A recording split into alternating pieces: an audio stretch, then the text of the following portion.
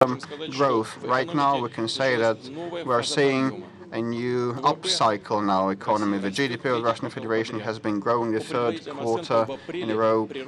Preliminary, we assess that in April it increased by 1.4%. Car sales are going up as well as mortgage lending.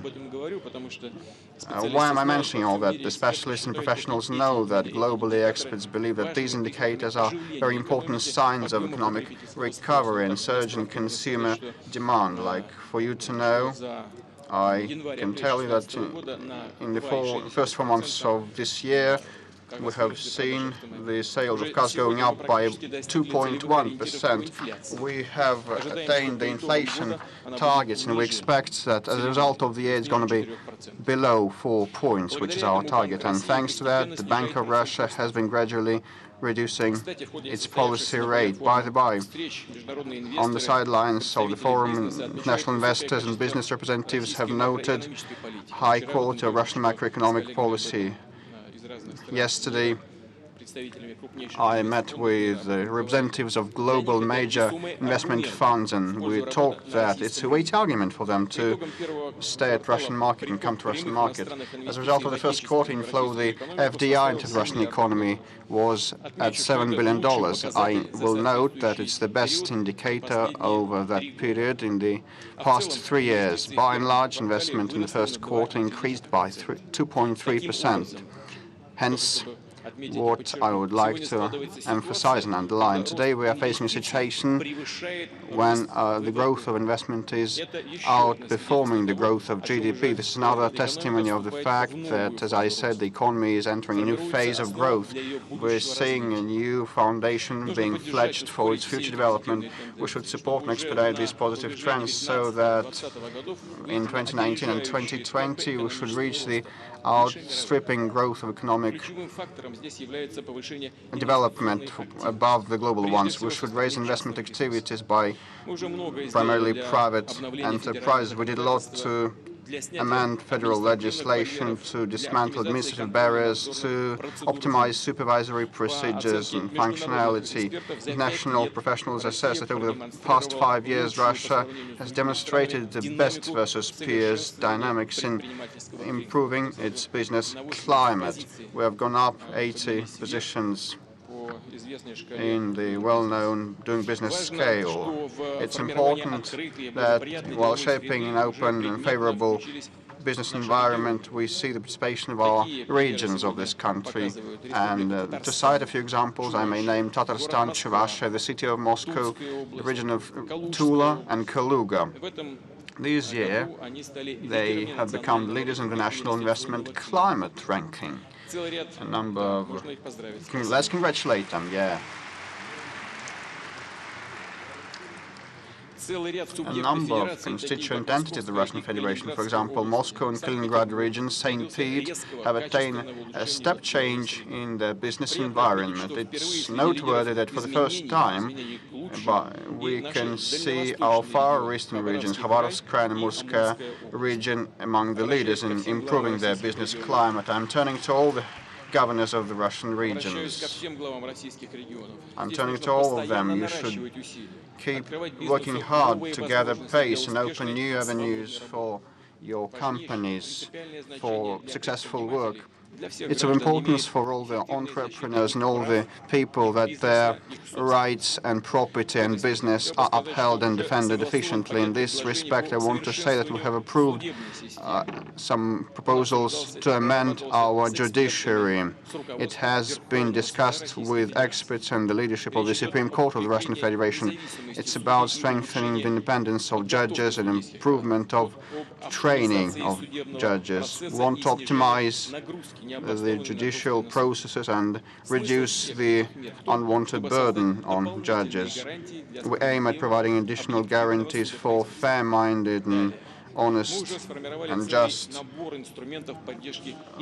judiciary. We have come up with a new set of tools to support investment projects. We will develop them and make them more flexible and targeted. What are we proposing in this respect. First, we should put on a systemic basis the mechanism of project finance. We should minimize risks for investors at all stages, from the preparatory one and up to the final one, the stage of implementation, including inter alia, with the help of partial governmental guarantees, so that we can attract different types of funding from banks, investment companies, pension funds. I would like to ask the government and the Bank of Russia to expedite the hearing of amendments to legislation that would make the mechanisms of indicated loans more flexible. Just last night, we discussed that with colleagues, and that should be done ASAP. All that will allow us to provide for considerable growth in private financial resources that would be channeled to help launch new projects in the real sector of our economy. Second, to provide for the outstripping pace of economic development. What we need is to step up our investments in transport, energy sector, communications and other infrastructure. Source of additional investment may be private capital and should be private capital, but there are some impediments here, mostly because of the high level of risks. Therefore, we should establish a fair and transparent and clear set of rules that would uphold the interests of investors. The return of investments should be guaranteed with the help of regular payments that will flow from the main beneficiaries of the infrastructure facilities and installations. These are different levels: budgets, infrastructural monopolies, and other users of infrastructure. To provide for this system of payment, we may use the mechanism of governmental guarantees. I'm referring to a certain infrastructural mortgage lending, when facilities and installations would be bought and constructed on credit that was received from private investors, and the users of the facility will gradually repay the loan. To launch this model, I would ask the federal government to come up with an integrated approach, develop infrastructure funding with the participation of private capital, encompassing all stages: preparatory funding stage and the investments flowing in high-tech sectors of the economy. Several days ago, we have witnessed a maiden flight of a promising Russian medium-range aircraft, MC-21. I'd like to thank everybody. I already talked with the CEO of the works. I'd like to congratulate everybody. Thank you. I'm referring to the aircraft construction sector and other spheres that are of critical importance for our development. We need our own designs and solutions and competence. We should restore that or create them anew. These are advanced industrial materials and technologies, energy systems of accumulation of energy, transport and logistics, information security systems, Arctic technology and offshore development technologies, diagnostics and treatment, agricultural and food technologies. Untying those technology nodes is only possible with the help of major private investors that want new technological solutions and want to diversify their own business so that they can actively get involved in this work. They definitely would need to see favorable, transparent conditions. That can be done with the help of the special investment contract. And I suggest we should think about how to promote that mechanism and streamline that mechanism. We have already seen it in practice. It's in place, but it should become more efficient. We could extend the timeline of contracts from 10 to 20 years. We should provide an opportunity that not only federal authorities and regions investors, but also development institutions and banks and natural monopolies and other structures could participate in a flexible manner. It's about critically important fields. It's about where the investors, without the governmental support, without clear, transparent system would flow in as the benefit and the profit at such projects is not immediate. It's not swift money. We should also provide more guarantees for demand on the products that are created as part of the special investment contract. on the part of the government and the companies with the government participation. And for the whole term of the contract, we should provide the investor with unchangeable tax conditions and other conditions related to state regulation. As for the tax, I would like to suggest that the tax break should be extended for the profit tax beyond 2025. I'd like to underscore that exclusively targeted decisions dedicated to critically important technologies should not undermine the competitive environment and the economy as a whole. I would like to ask the government to analyze all these issues and come up with concrete proposals. And the coming meeting with the business community, we're going to talk in detail about our dimensions and joint work to find solutions to our technological development. Moving on, very often the so-called startups are the carriers of breakthrough innovations. They are mostly set up by young research teams, and I'm confident they can be an efficient partner of large-scale Russian business, and we're going to expand this partnership, creating the necessary infrastructure on the basis of our leading higher education institutions. We would like to create innovative science and technology centers, which are going to comprise both education, research foundation, high technology and venture enterprises, and they're going to be closely integrated. I'd like to address the leadership of our largest companies, such as Rostec, Roscosmos State Corporation, United Aircraft Corporation, United Shipbuilding Corporation, Rosatom, as well as other Russian high-technology companies. I call on you to use actively the opportunities that open up. You've got to create special departments that are going to work purposefully with startups and new innovative companies and to set up venture funds to fund these projects. This should not be just idle words. This has to be done, and as soon as possible. The large-scale business, in its turn, should have a special legal mechanism for acquiring equity of small innovative companies. I would like to ask the State Duma and the government to take the necessary amendments to the legislation. Friends, we are going through a very difficult, controversial, but very interesting period, which is full of new ideas, discoveries, projects, and very fast changes. In order to live up to the challenges of the time, we need perseverance and will. We take part in building the future, which has always been determined by audacious people who know what they aspire to, those who want to turn their intellectual capabilities and entrepreneurship into deeds that are bringing good to the country. And these people succeed. They're very young, and they build new business, achieve success in science. They implement civil and social initiatives. And therefore, we are going to multiply our human potential and capital. And I'm confident that we will be able to secure sustainable long-term growth, as well as a new quality of our economy. We'll be able to transform Russia to make the life of our citizens better. Ahead of us is a great deal of creative work, and we call all of you to join in this partnership, which is going to be interesting and mutually beneficial.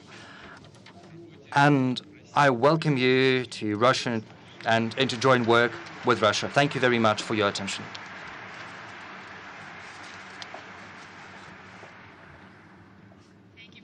And we're going to continue with the speeches in just a minute, but they've encouraged me to ask questions in between if I have any, and I have one that I want to ask Mr. President. You mentioned that Russia's entering a new phase of growth right now, but there remains in Russia a significant income inequality problem. They say that the top 1% here in Russia holds over 70% of the wealth. And just walking around talking to some of the Russian people, they say they're spending too much money on food. They're spending too much money out of their budget on shoes. What's being done to address that?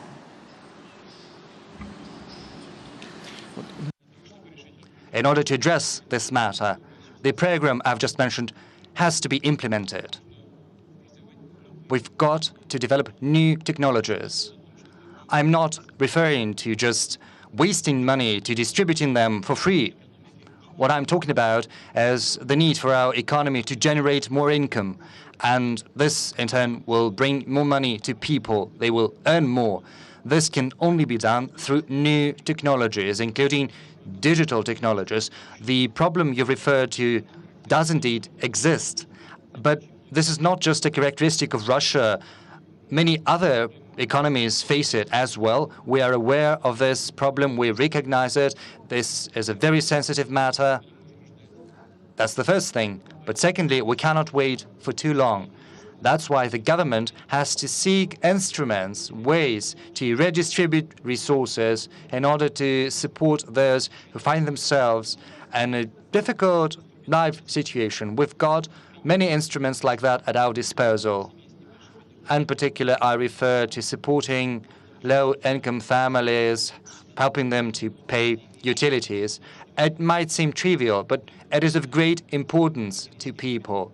I refer in particular to maternity capital, which we pay to families who've got 2 or more children. I know that you've got 3 children.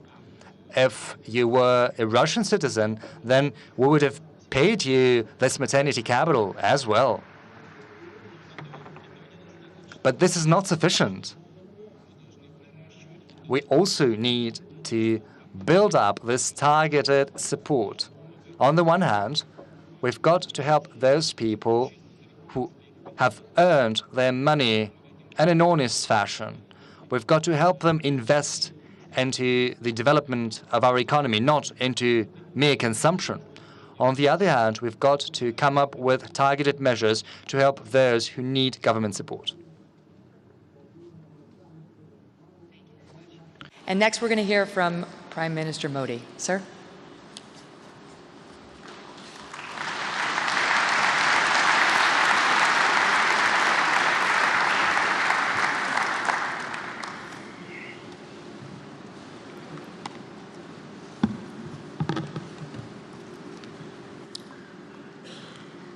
His Excellency. His Excellency, Mr. Vladimir Putin, President of the Russian Federation, His Excellency, Mr. Christian Kern, Federal Chancellor of Austria, His Excellency, President of the Republic of Moldova, Igor Dodon, His Excellency, Antonio Guterres, the UN Secretary General, ladies and gentlemen.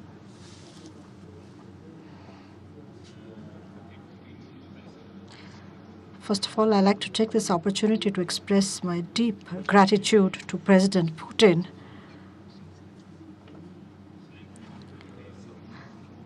for the invitation he has extended to me to attend the St. Petersburg Economic International Forum. This is a matter of pride for both me and India.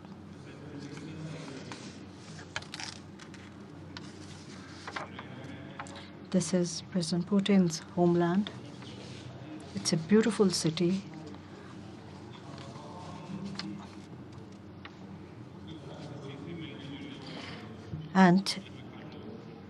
And the people of St. Petersburg are full of graciousness and love and affection. India and Russia's relations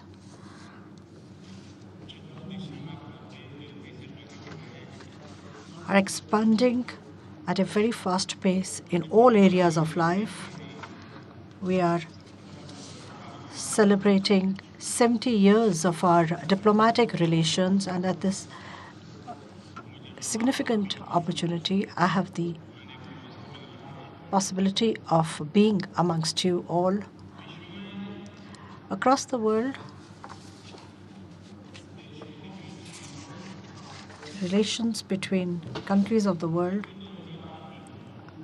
have always existed, but there are very few countries where the basis for relations is trust and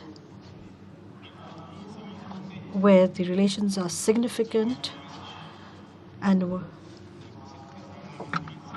I can assure you all that for the past 70 years, the relations between India and Russia are not so much based on what is useful, but are based much more on trust. Many changes have taken place across the world. However, our relations have continued to grow. We've also reached many heights, and the depth of our relation has also increased. And the diversity also of our relations has also grown. And for this, I am truly grateful to President Putin for his capable leadership that has made this possible.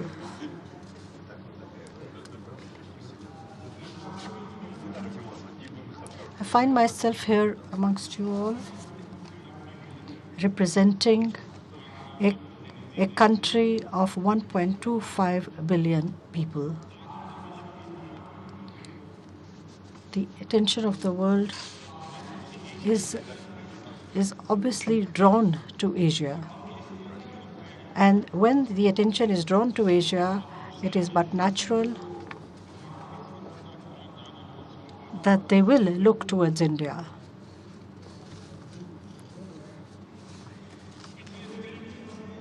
For the past 3 years, I've had the opportunity to serve the nation as its Prime Minister. After a period of 30 years, it was for the first time that a strong and stable government was elected with complete majority. And with that, we have been able to take decisive decisions, and that too at a very fast pace. Today, India's GDP is 7% annually. And today we are one of the fastest growing economies of the world.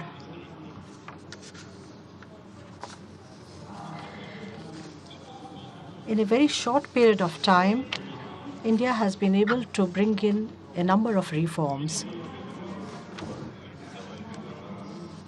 With minimum government and maximum governance has been the foundation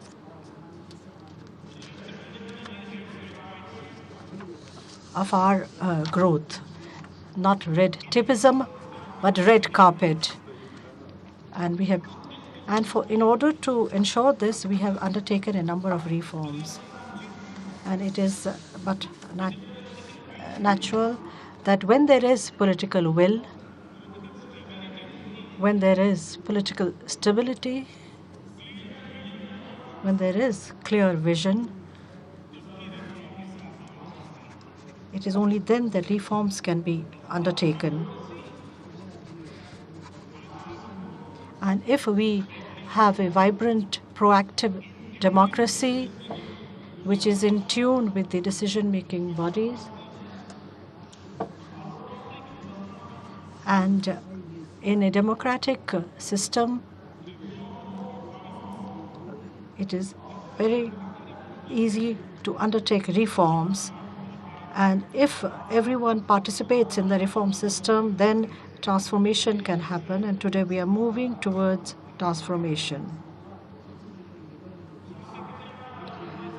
India is a very large country, speaking more than 100 languages, with more than 70 dialects. Diversity is our strength.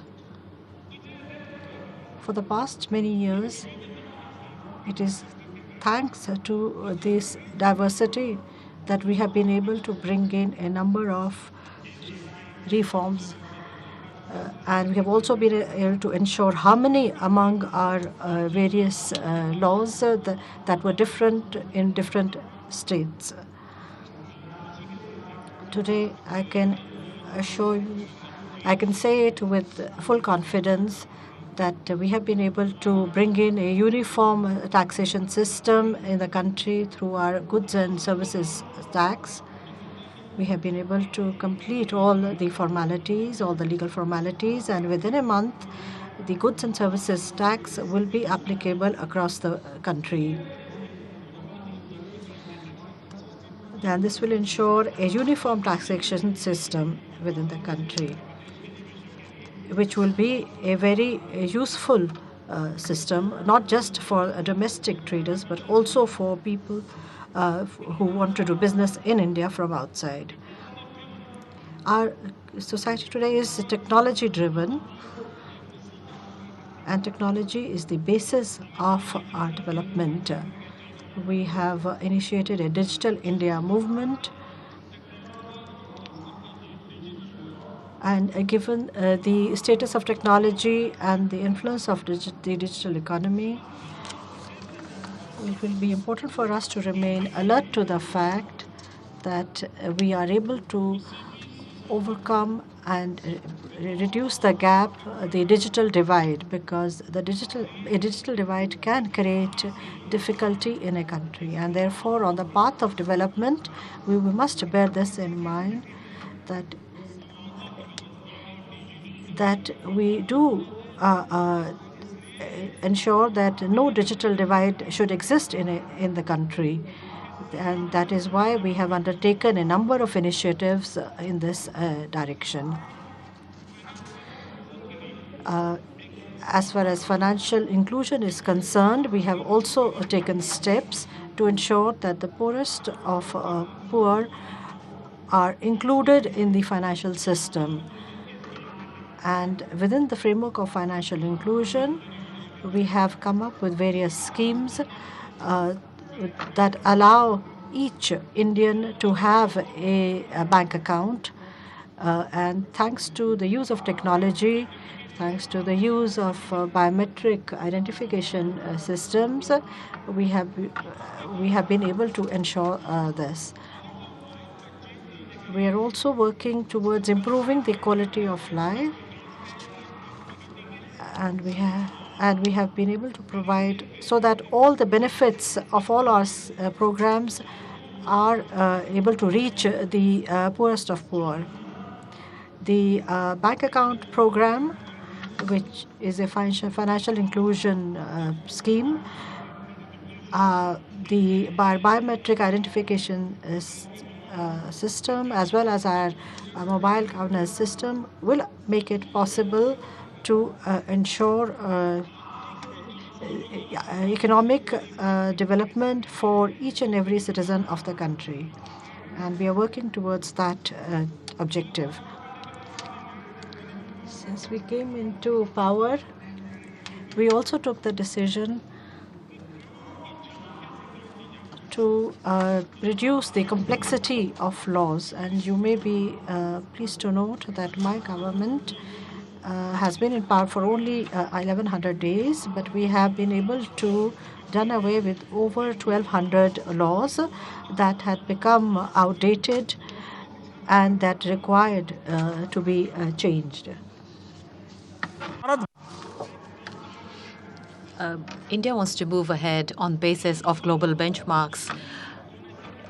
If somebody wants to invest from anywhere in the world into India or want to try out their luck in India and want to add the power of India to their journey of growth, and for that, global benchmark is absolutely necessary. And of course, one thing you can rate against is the ease of doing business. The World Bank has already rated. However, in a very, very short time, we have been able to be very successful in bettering the environment of ease of doing business in India. In the last 3 years, we have kept ease of doing business as one of our major targets. And under that, we have actually carried out reforms in 7,000 policies and procedures. procedures in the federal government, and I'm not including the state government level reforms. No government, I think, has been able to take decisions over 7,000 policies and procedures within a period of 3 years and actually implement them. I think that itself is a big achievement. If I were to add the achievements that have been done by the state government, I think the number will be very big. And I think there are the World Bank itself has revised their ratings with regard to ease of doing business. In fact, the credit rating agencies of the world, like World Bank or IMF, the World Economic Forum, or the other credit rating agencies of the world, all of them have in unison said that India is moving forward. It's an economy which is moving forward very fast and on the route of economic development. In the coming years, India is going to play a very important leadership role, and this emotion is shared with all of these credit rating agencies. Even with regard to foreign direct investment, we have brought about several reforms so that competitive investors in fact, in terms of competitiveness index, also our rankings have improved tremendously. And I'm very happy that with regard to FDI, foreign direct investment, also for the first time in India, in such large volumes, we have been able to attract foreign direct investment. In fact, the world over and the credit rating agencies have mentioned that the most ideal, among the best investment destinations, they have rated India among the top 3 as the investment destinations in the world. And this has been accepted by all the major credit rating agencies. I understand that the investors of the world only decide to come into a country when they know that their investment is secure. I understand that their foremost requirement is security. Whatever it is that they invest, whatever risks they undertake, they need that to be secured. The vibrant judicial system of India is a guarantee in itself to such investors. And one more thing I'd like to say is that English is used extensively in India, so you do not have a problem in interpreting the law of India. So it's very easy for anybody in the world to understand the laws of India. They can understand the meaning of that law, understand what it says, and take decisions accordingly. And I think due to this vibrant judicial system,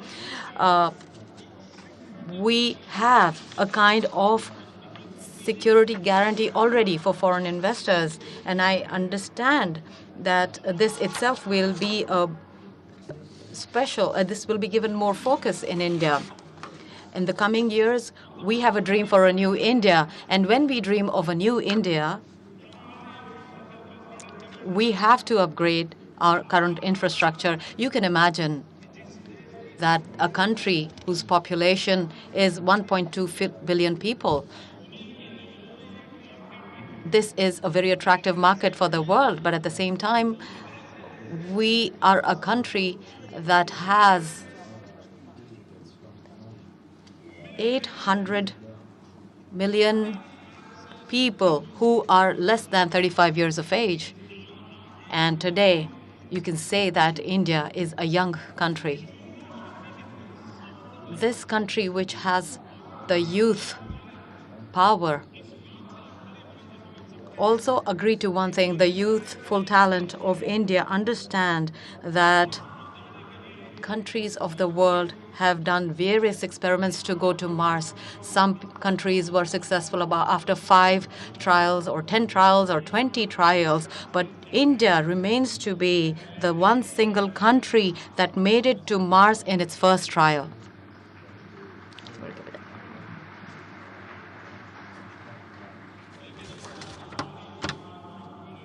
But you will have to clap one more time for me, and that is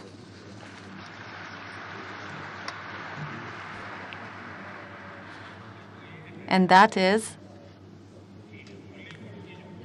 the amount of money that is spent on spending to make a Hollywood film. We have been able to get to Mars in lesser money than that, and that is the talent of my country's youth.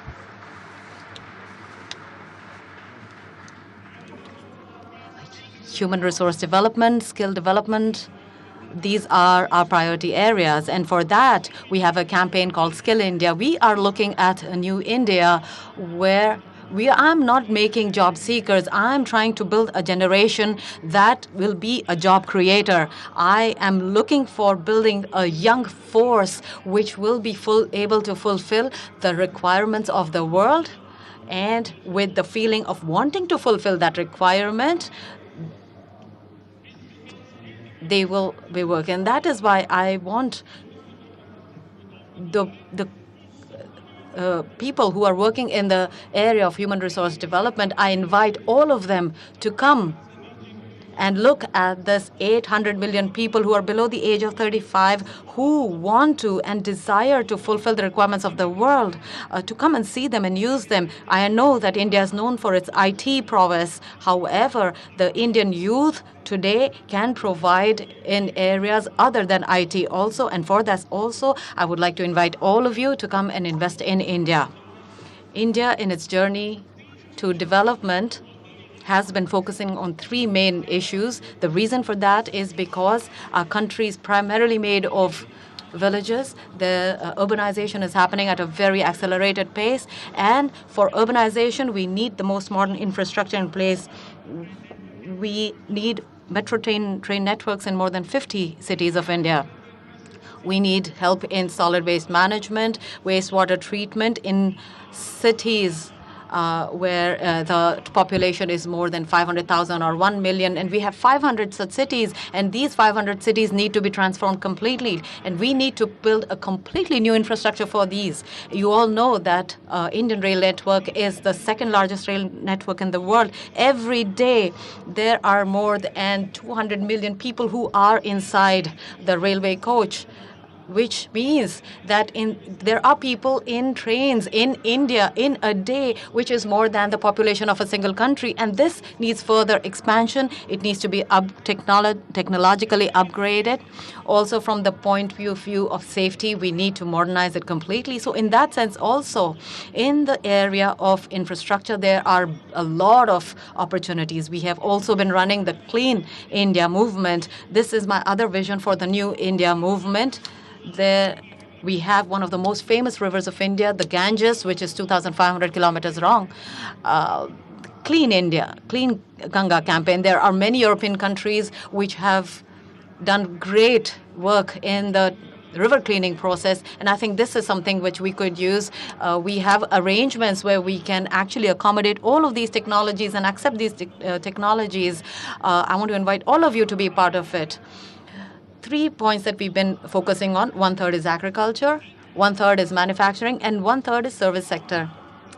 When I say 1/3 agriculture, it means from seed to the time it's sitting on a shelf in the market. I'm talking of technologies across the supply chain, how to increase the yield, how do you increase or better the quality of your production, and at the same time, one more thing is that when the entire world is looking at holistic health, we have been trying to focus on organic production. And in this area, we are moving forward at a very high speed. Food, which leads me to the topic of food processing. In November this year, we have organized a global level summit for food processing.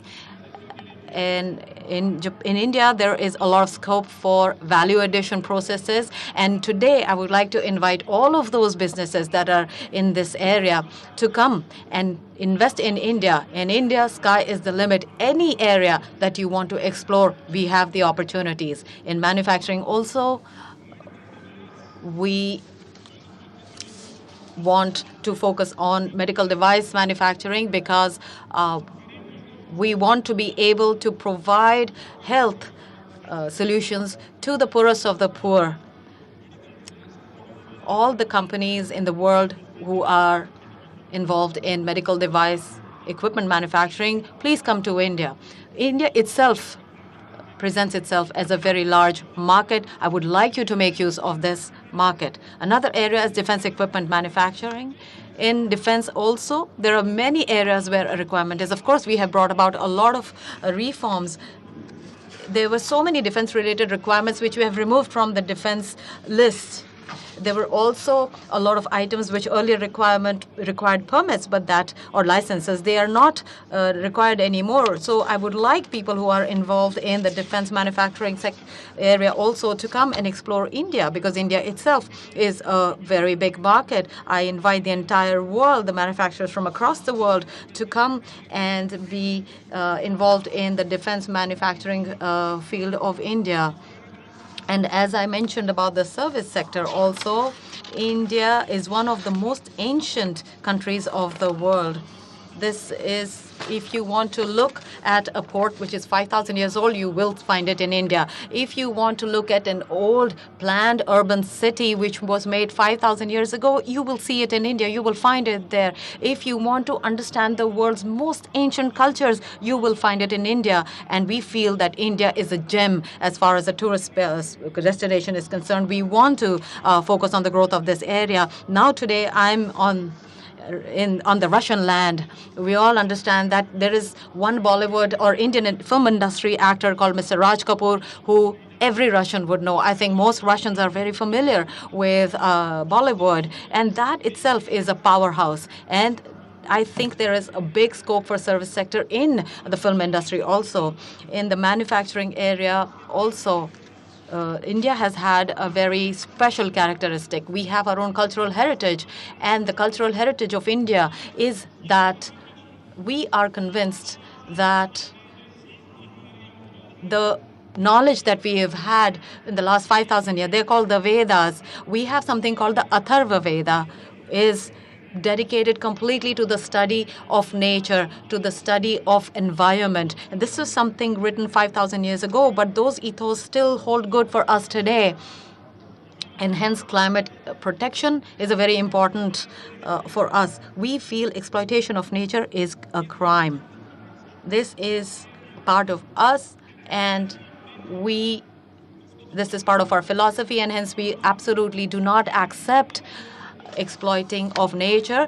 We can only milk nature, and we have no right beyond that. And hence, in the manufacturing sector also, we are looking at the zero defect and zero effect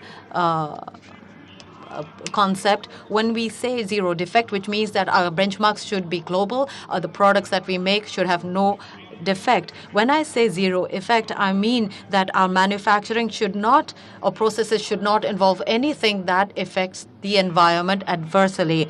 We should ensure environment protection. And with these in mind, we have been moving forward. I'm sure you'll all be very pleased to know that today in India, the traditional energy source, instead of relying on traditional energy sources, we are focusing on renewable energy. For 2022, we have a target of generating 175 gigawatts of renewable energy sources. I do not count nuclear energy in that. We're looking at solar, biomass, wind, hydro. 175 gigawatts is a very, very large target. I invite the companies of the world to partake in this, because we want to be a responsible nation when it comes to protection of the environment. And this is one of our oldest commitments.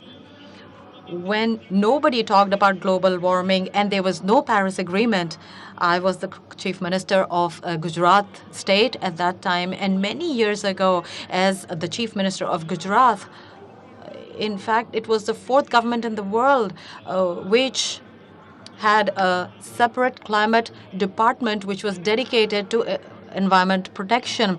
So my government has been committed towards it, and we are moving forward with that commitment. And so for that, we are promoting energy saving by use of LED bulbs. We have distributed 400 million LED bulbs to different houses, and as a result, we have been able to conserve thousands of megawatts of energy, and I'm sure this is going to help in and contribute in the protection of nature. Of course, we all know there are various issues in the world. I'm not going to talk on each one of them, but I want to invite to all of you. In fact, 1.25 billion people are inviting you and asking you to come to India and to try your luck and to try and grow economically and come to India. With that, I again invite you. And in the end, I would like to convey my best wishes and heartfelt thanks to President Putin, who gave me the opportunity to come here between you and tell you about India. Thank you.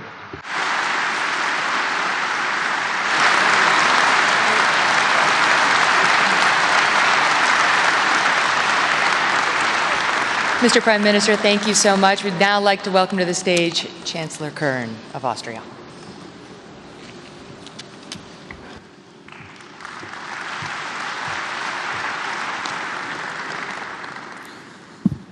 Ja, sehr geehrter Herr Präsident Putin, sehr geehrter Herr Premier.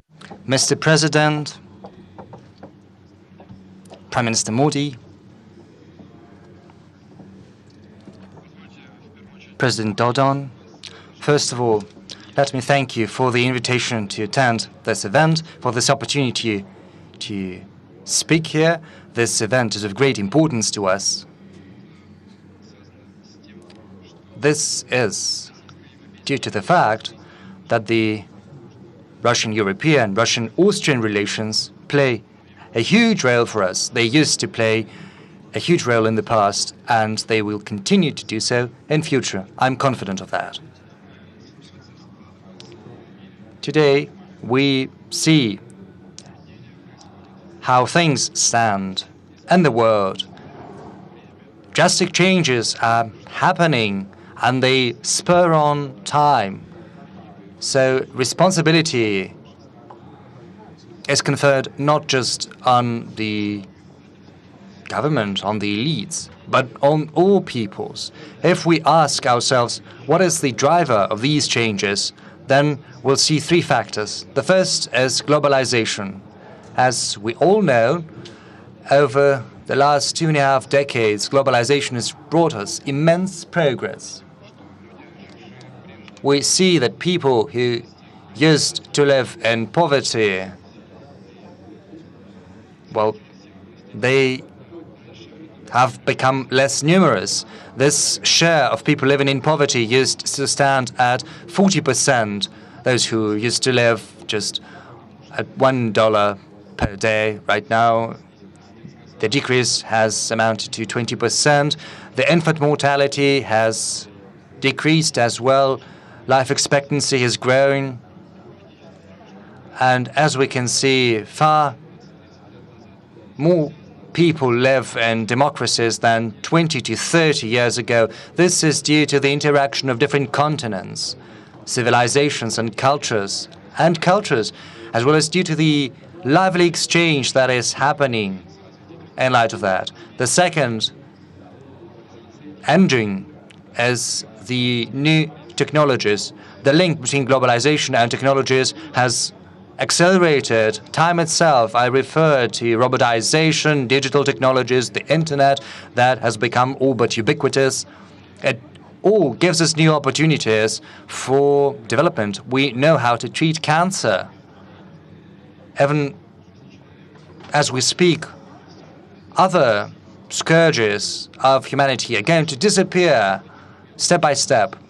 This has a huge impact on the life on our planet. The third factor I mentioned is the climate change. I'm confident that this phenomenon is a true challenge for us. And it begs the question that is related to that, the question of migration. If we look at all the phenomena that I have just mentioned, globalization, new technologies, and the climate change, then we'll see that the world is full of new opportunities. And yet, we're all aware that many people in our society view these opportunities as threats. And as we can see, this paradigm of thinking sometimes breeds negative thoughts, negative development among the middle class in Europe, for instance.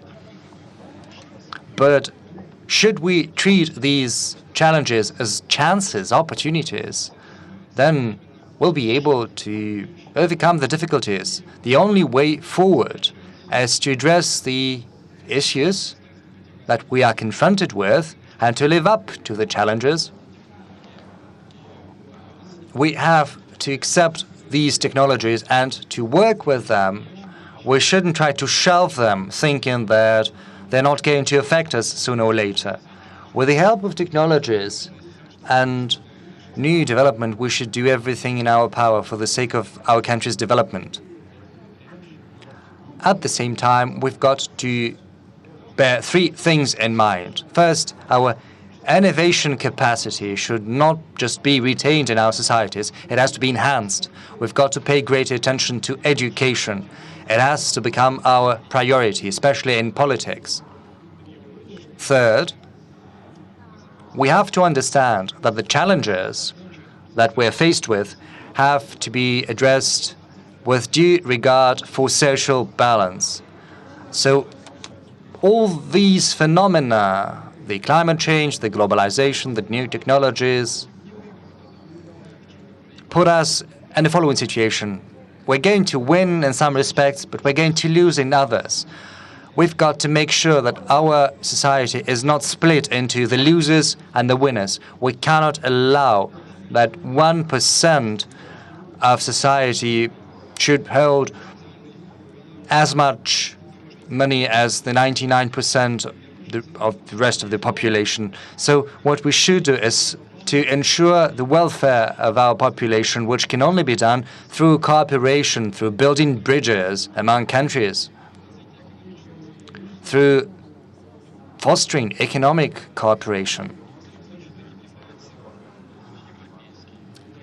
However that may be, this is the path Europe has taken. This is our vision of our path. We are confident that economic openness is a premise for political openness, and it is also of great import for peaceful development. Over the recent months, we have been witnessing serious challenges Europe has been facing too, such as the UK's withdrawal from the EU, which has created an unprecedented situation. Over many years, we thought that Europe was driven forward by integration and improved cooperation among countries. And yet, right now, we see that increasingly numerous people in Europe do no longer believe in that, and a part of them has decided to leave the EU. You are probably aware that a serious discussion was sparked due to that event. Many people are asking if they should leave the EU as a token of the EU's getting weaker. But I'd like to cite Mark Twain's words, who said that rumors about Europe's demise are overblown. We've got to regain our calm. We've got to understand that what we need is reform. These reforms will help Europe and the EU take their future in their own hands and to live up to the challenges of today. Should we succeed in that, then we'll understand that economic cooperation is not just about economic welfare. We'll understand that Europe has always viewed itself as a value-based community. And it is precisely this that has to be at the heart of all of our aspirations. Our dedication to the rule of law, to democracy, to human rights. 60 years ago, when the Rome Statutes were signed, the European Union and all the participating members made a promise to their own citizens. They promised to ensure prosperity, welfare, and stability. When we try to talk to the youth in the West, what we see is that that vision of Euro no longer holds the same power. It's very hard to lead the youth. In the 20th century, Europe witnessed atrocious wars, and we know that since 1945, Europe has been developing peacefully, and no hostilities are waged at the heart of the continent. And yet, when I talk to our children, our young people, I see that they have become accustomed to that. It is something they take for granted, and it doesn't inspire admiration in them. The question is what the consequences are going to be of this attitude. This is due to successful economic development and welfare. President Putin has mentioned that economic development in Russia is getting firmer. India is also following the right path. The economic figures are getting better. Europe, for the first time in a long time, is witnessing a decrease in unemployment and in economic growth. Yet when we analyze the challenges at hand, we come to realize that they can only be addressed should we continue consistently our cooperation with Russia. We are all confident that the policy of restrictions, of closing the borders, is not the right one. In any case, it's not going to lead to greater welfare. Another matter we've got to look into is security. As we know, terrorism is ever present. And yet, our citizens look up to us, hoping that we shall guarantee their security, that we'll put our efforts together to fight firmly this scourge, the scourge of terrorism. This will only be possible if we fight side by side, Russia, European countries, other countries, everyone who's been affected by this threat. We have learned the lessons of the past, and we understand that this important task can only be resolved if we are determined, if we do not hesitate to protect our security interests. This is something we saw during the migration crisis. We saw that Europe has to pay ever greater attention to protecting its borders. It also has to pay attention to security situation in those countries that are the origin countries of migrants and refugees. The last thing I'd like to dwell upon today is that we've got to fight firmly the climate change and the global warming. I was very glad to hear from President Putin and from Prime Minister Modi that they also treat this goal as a very important one. This is not just about protecting the nature. This is not just about how we treat our planet in future. This is directly related to our economic interests. When someone says about protecting the interests of American workers, I do not think this is the right argument. Large-scale American companies such as Google or others have been engaged in fighting the climate change for quite some time, and they managed to advance far further than the American politicians credit them for. The fourth point is innovations. As we know, the innovation capacity has a great impact upon our economy. I've been following President Putin's address when he mentioned large-scale companies as well as startups. These are important things, and we try to do our best to ensure the success of innovations in our country. We spend 3% of our GDP each and every year to develop new technologies, to conduct research, and we are trying to annually raise this sum. Speaking about innovation, I have to say this is not just a foundation for our future. I should like to say that in Vienna, before leaving Vienna, I visited a startup festival. It's a large-scale event with young people coming from all across the world to present their projects. They want to transform future through their projects. There are many interesting decisions, many innovations presented there. But what struck me most was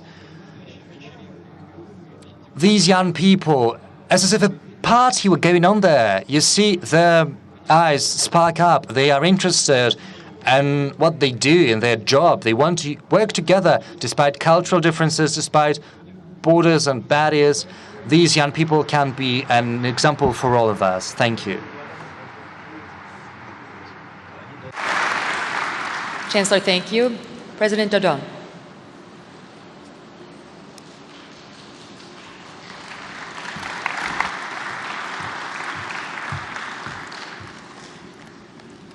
Уважаемый президент Российской Федерации Владимир Mr. President, Mr. Prime Minister, Chancellor, I'm glad to welcome all the participants on behalf of the Republic of Moldova, on behalf of my country.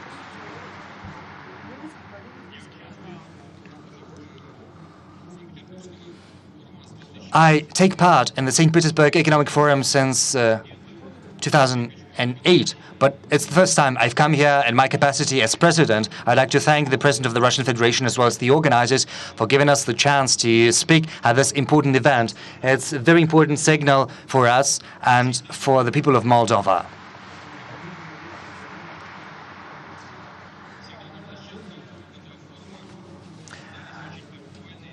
At this forum, important questions have always been discussed, just as right now.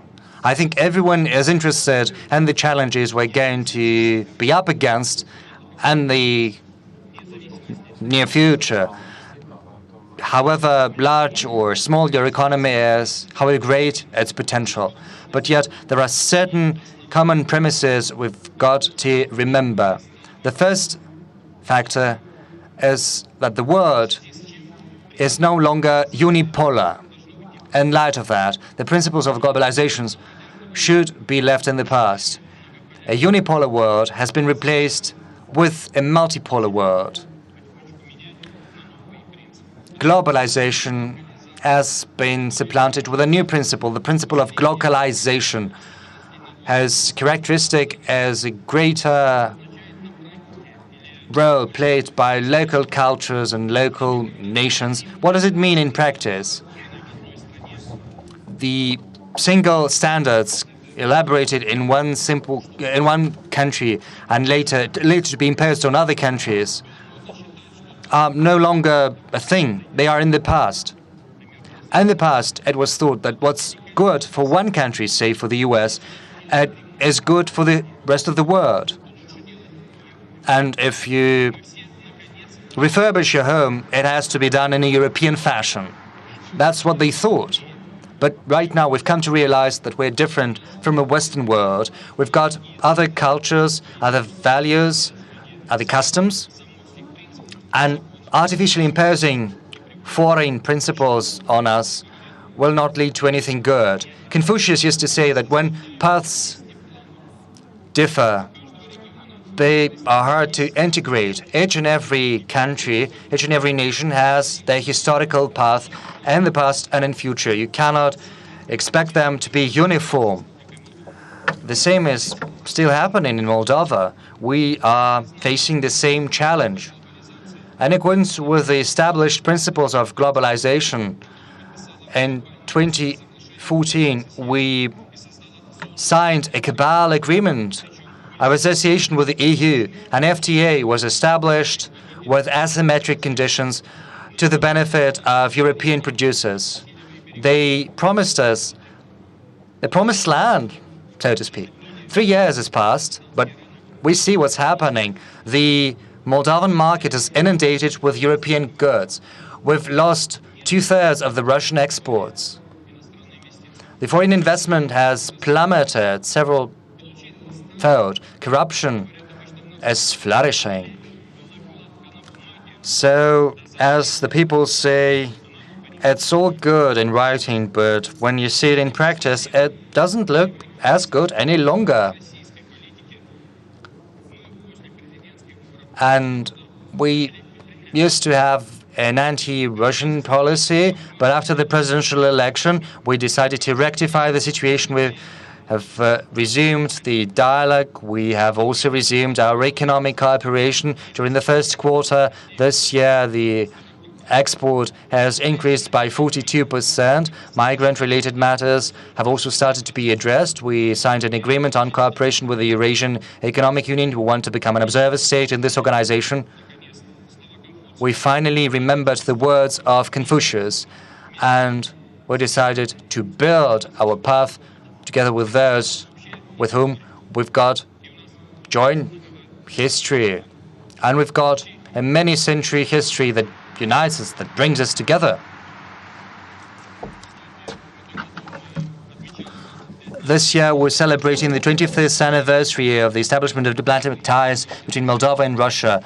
But for the first time, we had diplomatic ties established at the end of the 15th century. We've got a many-century history together. Dmitry Kantemir, who incidentally used to be the chief counselor to Peter the Great, who built this wonderful city of St. Petersburg. We've got a common Orthodox Church, common religion.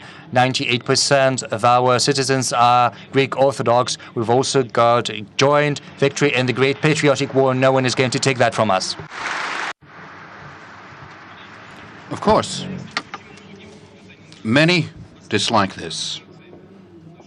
They have followed even some provocations in the past few days, diplomatic scandals, the eviction of diplomats, and I do think that everybody understands what they were trying to achieve, and achieved in some cases, to provoke the new severance of relationship with the Russian Federation and to create obstacles to the President of Moldova in his beginnings. But I'm sure that we will pass through all of this and will become stronger, because we will consistently stand up for our interests, going back to the strategic partnership, and strengthen the Moldovan sovereignty on the basis of neutrality to unite the country and resolve the Dniester problem. It is principally important to move away from the kind of globalization where there is no place for Moldova, because we will simply be annihilated, but as far as our economy, our traditions, and our faith is concerned.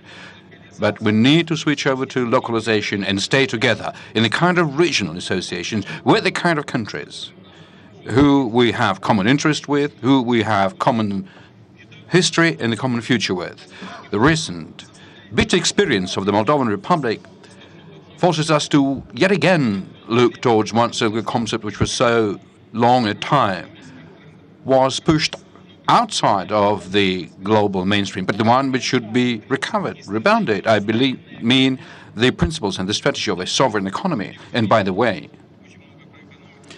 many words were mentioned today about the digital economy, but I suspect that very few of those present here know that in Moldova we have a very deep penetration of internet, and we've got one of the fastest internet in the world, the fifth place in the world. And for the digital economy and the digital future, it is very interesting. We're going to build and develop this country and our future based on our national interest, the interests of our citizens and economic counterparts. We will trade and we will maintain friendship with all, be it East and the West, but not with someone against somebody. And any sanctions and any phobias are counterproductive. Moldova must not and should not develop relationships with those who want to force upon us things that we don't want. Come and stay with us as guests. We're hospitable people, but do not force us to accept your laws and your values. We are eager to be friends and to trade, but in a brotherly way, rather than act as serfs to somebody. And finally, I would like to appeal to all those who still continue looking at the future of their countries through the rose glasses of unipolar world. It's time to stop being pawns in global battles. Don't allow yourselves to be used as the cannon beef when you undertake the decisions about the future of your country and your peoples. please, do not forget about Confucius. Do not relate yourselves to those who see the future of your people in different ways. Thank you very much for your attention.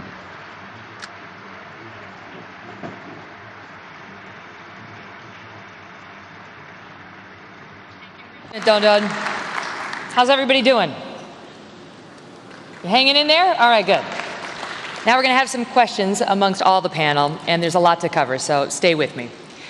So let's start with what's been in the news everywhere and what's on the minds of a lot of people here today, which is yesterday, as you gentlemen know, President Trump announced that the United States would withdraw from the Paris climate deal, saying that it will hurt the United States economy and it'll cost jobs. European leaders were quick to react, accusing President Trump of shirking America's role as a global leader. President Putin, how do you see it?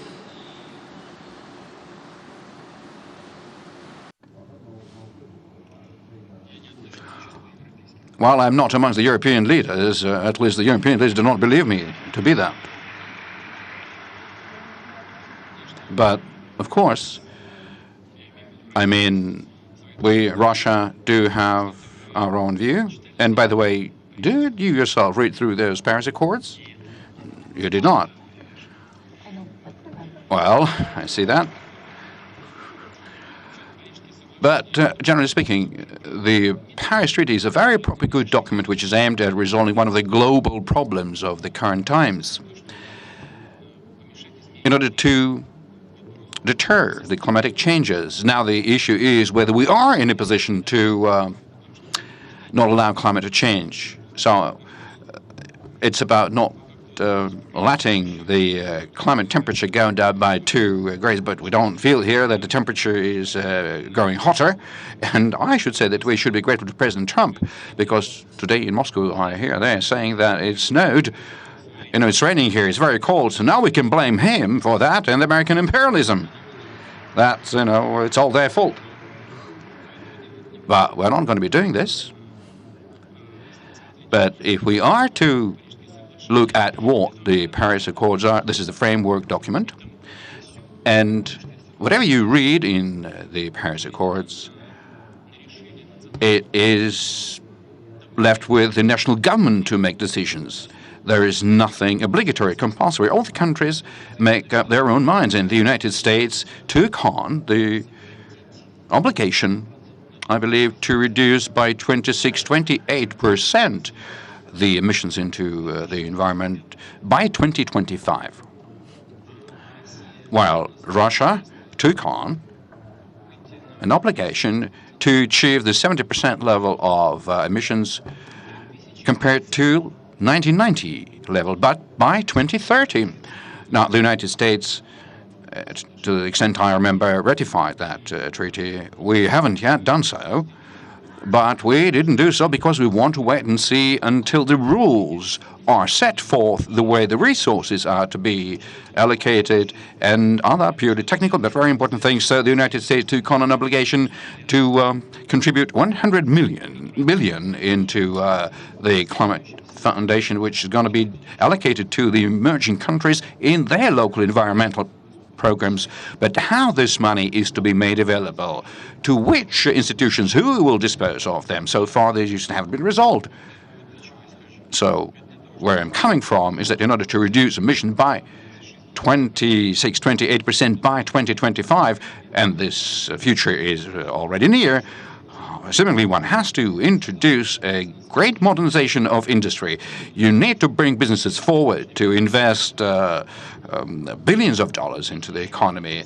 But there is another side to this coin. One ought to think about what one should do with the labor which will be displaced out of the current production system. They need to be found in new employment, and so one has to think about it in advance and also invest respective resources if we do not want them to be abandoned and go beyond the poverty level. Because you asked me about the people who live with low incomes in Russia, and by the way, as of 2000, we had 40% which live below the poverty line. We reduced that almost twice by right now. I mean, there is a certain fluctuation because of the current day crisis, but nevertheless, we managed to do that. So one also has to think, the United States, what one will do with those who will become jobless, because this is an additional resource.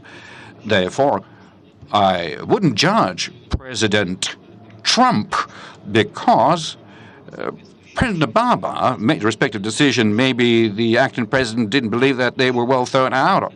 Maybe he thinks that there is not sufficient resource available. So this really requires very thorough consideration. But to my mind, one could as well stay inside the Paris Accord because they are of framework nature. But effectively what one could do is to alter the United States obligations within the Paris Accord. But you cannot wind back. Whatever was said. And so you have to think about what to do next and to do in the future. You certainly should not abandon the problem, but to the extent I know, I am not familiar with the text of the President Trump statement, but I think he stated that he wanted to reconsider this treaty or sign a new one instead, because he's not giving up on working on this problem. And so it seems to me that one shouldn't be creating noise about it, but rather create terms and conditions for a joint effort to be undertaken, because where such big countries who are big emitters are not going to be doing any work, then no kind of a workable treaty will be reached or signed. So you have to act on what there is and do something positive in order to make this whole work constructive. You've said that to not take action on climate change would be criminal. Is that your message for President Trump?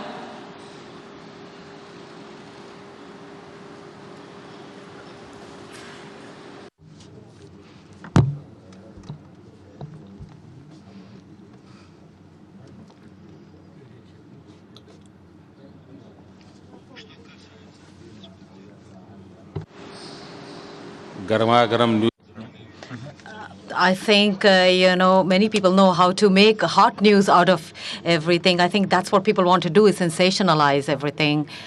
I would put it very simply. I'm simply talking about the aspirations or the dream that new India has for itself. That is one thing.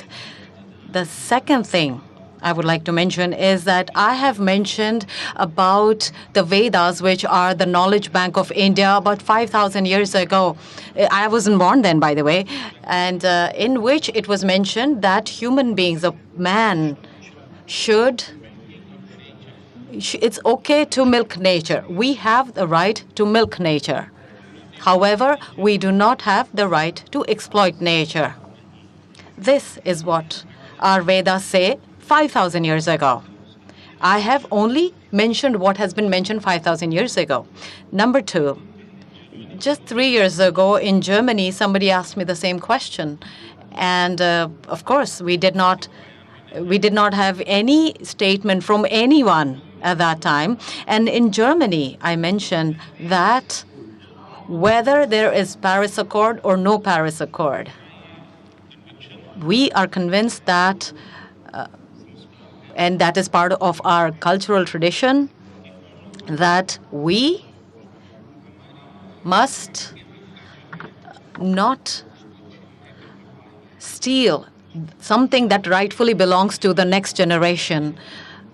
We have to make sure that we must leave behind a beautiful, bountiful nature for our future generations so that they can live peacefully, they can breathe fresh air, and live a good life. This is a fundamental concern of India from ancient times. And I have used that example in Germany. I use the same example today. But if I may, President Trump might agree with that. But the question is whether it's going to cost so many jobs and hurt America so much economically that right now it's not the best move for us. That's his position. It's caused outrage by other leaders. Where do you fall on it? Which side do you fall on?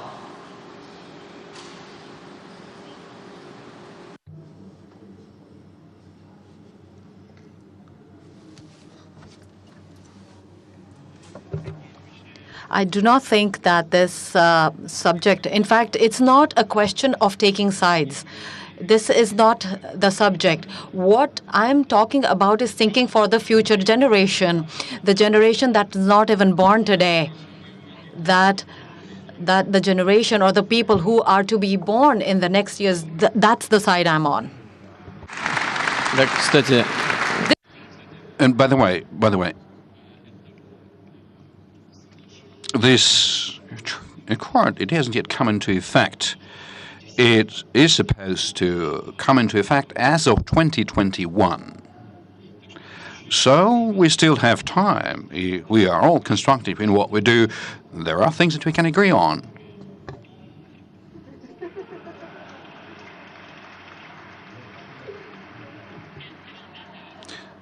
This week, German Chancellor Angela Merkel said publicly, including once to you, Prime Minister Modi, that Europe must take its fate into its own hands. The German foreign minister accused President Trump of putting the EU at risk, but Mr. Trump says that European NATO members must pay their fair share. Let me start with you on this, Chancellor Kern. Do you agree with Angela Merkel's comments? Ja, ich denke, dass sie da recht hat. Und was wir natürlich We will see, because we feel it for the first time that we're currently dealing with the American president, and he wants to act in such a way so that the European interests are weakened, which will bring big dividends out of it. So I guess Europe can make the following conclusions out of it. There are certain things that we have overlooked. Maybe there are quite a few of such things, and that applies to a whole set of security issues. That applies to the environmental protection and climate change. We are a strong economic entity. We're the biggest economic environment in the world, and we certainly need to make a step forward. And Mr. Putin, like you said, undoubtedly it is proper to pay attention to climate change, and so the Paris Accord is very important in this way. But what I'm afraid of is that if United States steps out of this story, that is going to be a step into the past, and that won't facilitate the future development of mankind. And so we need to ask ourselves the questions: are we going to ensure prosperity and wealth to our future generations? And so these major leaps of growth, are we able to sustain that? Steam engine was invented some time ago. Computers and internet, these are the kind of leaps I'm referring to, and certainly the technologies in the area of environmental protections and other innovations that will change around the whole business model, and there will appear new stories, new topics, which we will be looking at in order to provide for the stable global development. So whenever I think whether this will fall apart or not and what will happen in Europe, many who are following this track are looking at the kind of steps that are being made, whether they would undermine the efforts being taken, how one could and should manage the capital flow. And this is very important to see that we want to support the social development with investment. And if America comes and will tell us, I'm not going to be playing this game, maybe this is not the most decisive thing, but this is definitely the reason for us to start thinking, because we do need stable development. We need to be able to take off, but with the kind of wings which we will be in a position to rely upon. And so one should act on an assumption so as not to follow the lead of America, but also think about one's own development in all dimensions. President Putin, does over NATO help Russia? Президент Путин, вот эти все склоки вокруг. Ссора вокруг НАТО? Squabbles around NATO, do they help Russia? Well, in a sense that maybe they should completely be falling apart, then that will help. But we don't see that falling apart just yet. Well, it's been more than once that I asked myself a question and raised it publicly, because NATO was established as a Cold War instrument in a fight against the Soviet Union and the so-called Warsaw Pact. There's no longer any Warsaw Pact nor Soviet Union, but NATO is still there. Now, the question is, what for? And there is only one kind of answer, no matter whatever says. This is the instrument of the U.S. foreign policy. And if somebody likes it, all right, that's the way it should be. But most importantly is that for the processes that NATO has always been talking about, transformation of that treaty into a political organization, as the kind of an organization which creates the elements of stability in the world. If that is the case, this is all right. But so far, it doesn't happen that way. So far, we are seeing the way the military infrastructure is expanding and nearing our borders, and this is something which cannot but concern us, and this is something that we are stating and speaking about publicly. Now, in reference to the recent summit meeting, the United States demand from their allies to raise their military spending, and simultaneously is saying that NATO is not going to attack anybody. But if you're not intending to attack anybody, why should you increase your military spending? So this is something that we see as an additional issue. Therefore, we did our best to establish constructive relations with this organization. Even we set up the Russia-NATO Council in Rome, but it all ceased to be, and effectively no longer is working, not because of us to blame, not because of our initiative, but the lack of such instruments of cooperation is bad because it doesn't give us an opportunity to constructively cooperate to try and eliminate the current problematic agenda items. So people are saying that NATO is supposed to more actively fight against terrorism. This is good. This is something that we are supportive of. But at the same time, what do we see? Look, we have recently held a major international conference on security issues at the level of Security Council partner countries. 95 representatives from different countries came, and very many representatives from the Americans and from Europe were whispering to us. They were trying to persuade us in Brussels and in Washington not to go to Russia. So what is it? The people who maintain such a position, which part of their body they're thinking with? And the professionals want to work together. I mean, professionals are eager to. They do understand the importance of such an interaction, the importance of being able to exchange information. Well, at the political level, people are being transported around in armored vehicles. They're safe, and they don't feel threat to their citizens. If that will continue that way, we'll definitely receive blows in Germany, in Brussels, in the United States, in Russia. I mentioned it more than once. We need to unite our efforts in combating main threats, one of which is terror. If this is where we would need to work together in a constructive way, we will definitely be cooperating.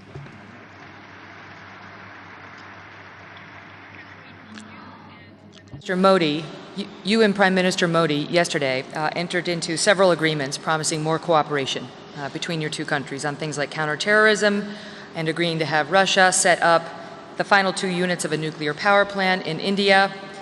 What is the significance of this cooperation? And you mentioned your relationship of trust between each other.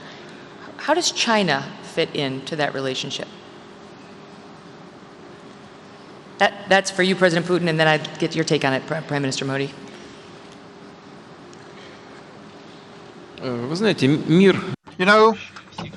The world by and large is fraught with differences, and it's my goal and the goal of President Xi and the Prime Minister Modi is to be able to, despite all those differences, not be moving to gridlocks or deadlocks, but to find two-way streets instead, like here back in 2005, despite all difficulties and differences, including regional ones. We got together, the three of us, President of Russia, leader of China, and Prime Minister of India. And it was agreed by us that we would get together, the three of us, to resolve common issues. And this is now progressing and has been progressing since then, despite existing outstanding issues We've been making headway, and as a result, Brazil and South Africa wanted to join in. And there was the advent of BRICS, which is an important factor of today's international affairs. We have common issues that we need, as we think, need to be resolved in concert. I believe it's a positive development, and this is how the Chinese colleagues of ours view these processes and the leadership of China. I have already said that. Probably I mentioned it yesterday during my meeting with heads of information agencies and newswires. It took us 40 years with China to negotiate the frontier issue, but thanks to the warm atmosphere on bilateral level, we have been able to find a trade-off. Well, we made concessions and China made concessions, but we've been able to achieve a solution that provided additional scope for advancing our relationship. We have never had any problems with India, and I hope we shall never have them. On the contrary, we've had only advantages. And these advantages are historical cooperation, a long-standing one. Indeed, yesterday we signed a number of agreements, and these are aimed at developing the traditional areas of our cooperation, and we're looking for new ones, for new spheres.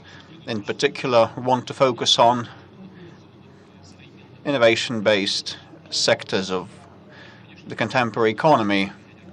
And here, the nuclear energy fits in, and some of the units by our design are already operating in India, and we have ambitious plans to interact in future. We have promising areas of collaboration. We will be supporting those who try to bolster these ties, because both the Indian people and the Russian people will benefit from that, and all of the region will.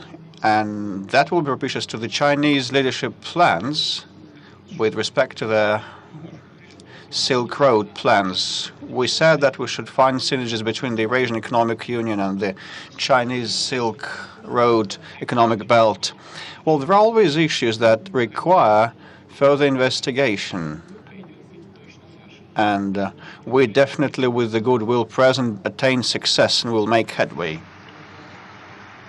Modi, if you'd like to weigh in on China and your relationship with Russia, and I'd also just like to ask you, as you have this close relationship with President Putin and with Russia, is that a help or a hindrance to your relationship with the United States? And is it an either-or situation?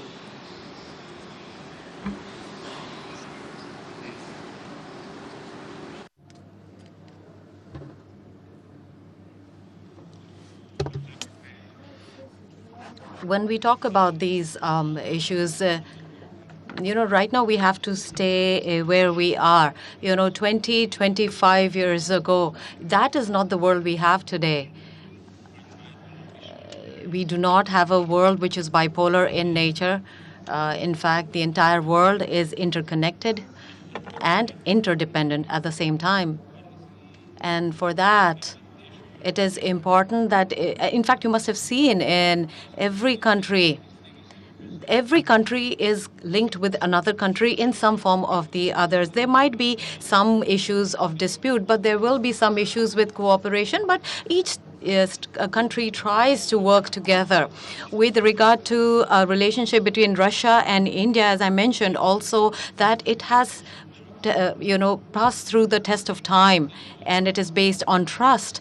And my request to all of you is that the St. Petersburg Declaration that we announced yesterday, it is a 24-page long declaration, and I understand that the entire world will be reading each and every word that has been mentioned in that declaration and investigate it very closely, and we'll be able to understand how Russia and India intend to move forward together.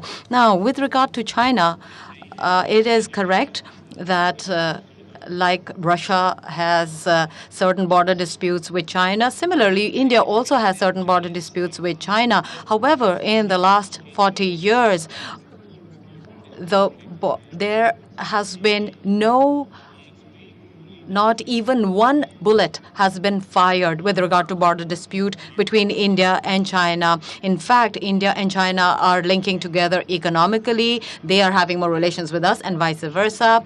In fact, we have investment out of both countries into each other's countries. Even the state level, the political relationship and the interaction that we have is at the topmost level with very high frequency.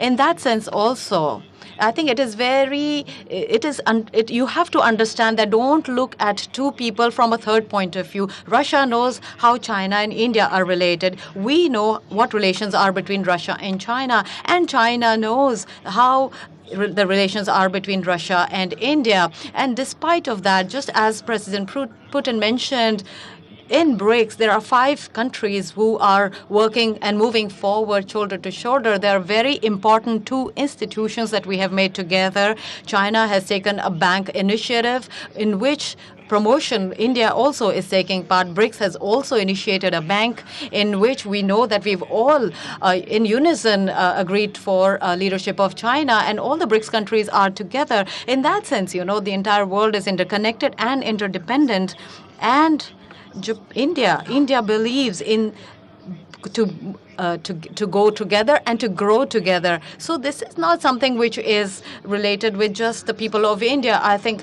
India wants to move ahead with everybody and move forward towards our growth and development. That is our sole objective.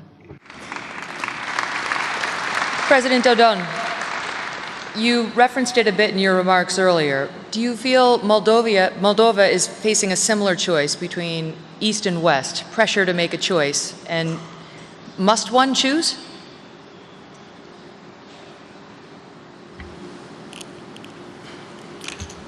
Over the past years, recently, we've been convinced that the European Union, some people believe that the European Union is Brexit is the best choice for us, but for small countries such as Moldova, the only chance to survive is to have good relationships with both East and West, and will never be able, in our current capacity, to become an EU member, because we have the Transnistria that is against, we have the south of our country and some opinions in the north, and at a certain point of time, if someone believes that we should choose, we will lose our statehood. So our goal, and my goal in my new capacity of president over the past 6 months, is to bring our foreign policy to a balance. It used to be pro-European and anti-Russian in the past. In recent years, for our countries, it's ideal never to ask either or. It should be both ways.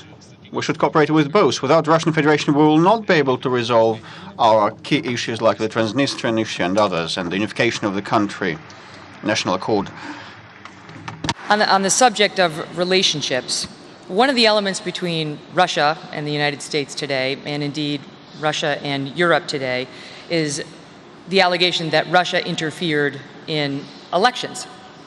Mr. Putin, this week you told a French newspaper that Russia is being accused of interfering with the U.S. election by people who lost that election, who don't want to admit defeat. But all 17 of the United States intelligence agencies have concluded that the Russians did interfere with our election, and these are nonpartisan career professionals, Republicans and Democrats alike on Capitol Hill, including President Trump's supporters, and some are your defenders, who have seen the classified intelligence report, have all accepted this conclusion. And even private, nonpartisan security firms say the same, that Russia interfered with the U.S. election. Are they all wrong?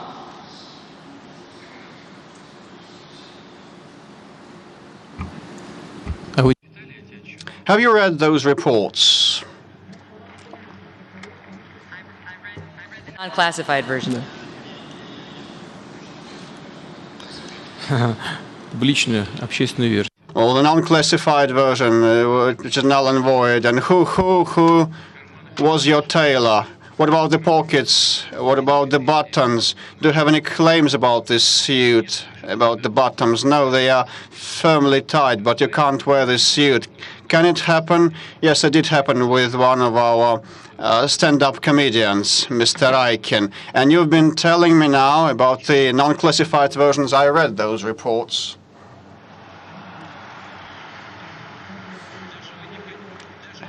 Even in those reports, there is no specific evidence, no facts, just assumptions, allegations, and conclusions based on the allegations, nothing more.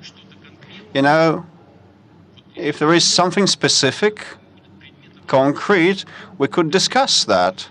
Like in one of the entities I previously used to work for, they said, we need all the evidence, addresses, all the names and the surnames. Provide all that to us. With respect to independent sources, there are no independent sources in this world.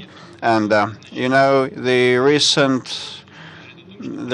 appointments with your special services point to the fact that there are any likings, any attitudes. So I believe that we should stop this idle prattle, which is harmful. And I believe this is like transferring the internal political bickering of the United States beyond the borders of the country, outside, on the international stage, trying to resolve political matters with the help of the foreign policy tools and international affairs. And that is detrimental to international affairs and the global economy and the issues of global security and fight against terror, which is detrimental.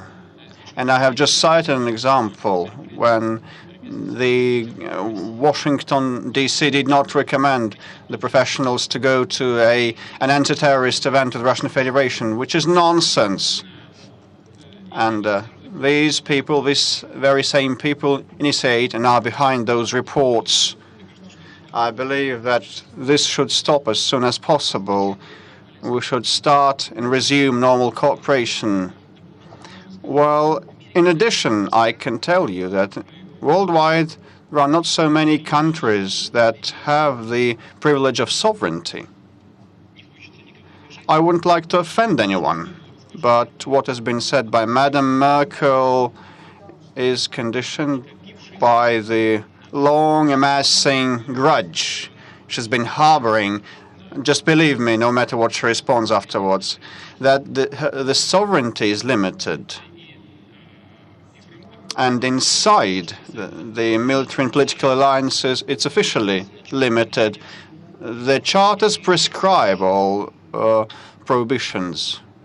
And in practice, it's even stricter and more stringent. Nothing is permitted but for what is allowed. And who allows that? The leadership. And where is the leadership? Far away. So globally, there are not many countries wielding sovereignty, and we've been daring our sovereignty, the fact that we have our sovereignty.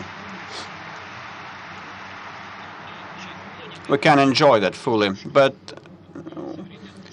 sovereignty is needed to defend our interests. It's not a toy. We needed to have our own development. India has their own sovereignty.